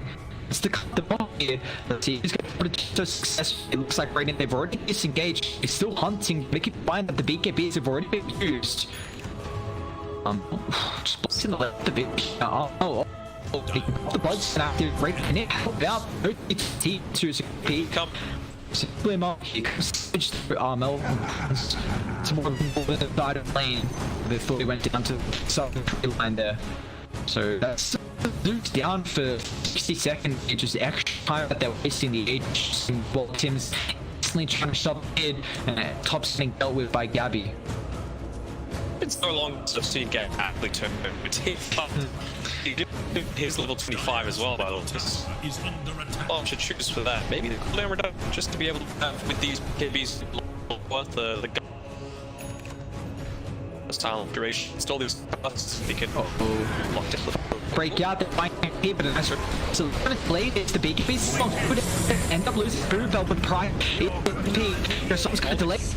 Drops turn over the falls. Well, they bring down it's gonna give you some protection. So no, but because so savage gonna chase for Tim doesn't so he's gonna drop down from team. They'll end up making it for the Amel is gonna try and run the back on Price. Now he's gonna be careful as well. So it's no he should be able to claim the Amel. Oh no, they burst it. Just have big drop here. It's gonna continue following up time or cooling up and everything. Go savage up. Well, they keep it and fearless. Look at the raptor. Armo, nothing tries to utilize very good blood active as well. Trying to pop it out back on the ground, but it doesn't matter. And they end up losing all there. You still see that the lanes are shoved out though. It's gonna take a while to get effective to that fight. Feel closer to the refresher as well. I'm curious as to it's not cool there, but he's gonna probably look to speed down towards that box, pushing that when he'll have that present. Tower is under attack. Because so that extra 15% damage clutch. Sure, it's gonna be 25. Unfortunately, they won't have the best strat to at least for another 50 seconds, but he does have a buyback. See how great he's gonna be to hold escape. He's got the Doom. So double comp through with the Soul and Kate is up. So we'll see try out for this side, but he's got the age kiss AP. And I able to lock him in now. Yeah, he's got at least defend guy there. They'll try and read it if they want, so gonna shoot ball. Still the ain't is defend. But the Atos here. Still got a minute on that age. He's fine and standing on lines for now. But I whack. KP, Wallstone. Can he? Try and to dodge it. It's a tank that they really need to get that first life without using him, otherwise just completely wait for it. He won't be able to just have sort of depth. Instead of racks, a lot of damage into the too. Savage, you just put an fire and it's on the it's finally real. He had full inventory. He's gonna be doesn't have back now, and Age is a so if he your Radiant will push very fast the left track. He's got 25, no E though. Even going for the storm damage. They've got Aegis, they know. Yeah. Oh, next stroke. It's forced back. Thunder God's in the vision. Once it returns, KP pops the BKB. Snippling for team. Go. Oh, by they win. It's KP up. They drop the crowd. All the pictures as well. Damn it. It's just backline KP. They're gonna buy. Thanks for gonna be careful because. So I'm not gonna do the best straight on top. As well, keep play, keep ready as well. Keep now trying to line to he can't. AP's gonna get brain just in doing full field. Have the project like a strong man fight the right. It's not enough. He's down. Doesn't have a bad go as well. Feel stuck in the front. It's gonna be price paid as motivated. Oh, never mind. Still holding his ground. Nobody cares. Look at the now. So never mind. Roach's flicker is gonna go back. Don't have any uses up. There's pulse protection, physical, but it's not enough. Yeah, Zeus is back, but quick KB. What an intense fight there. The here as well. So even if he was trying to use any sort of fun cards, it wouldn't hit.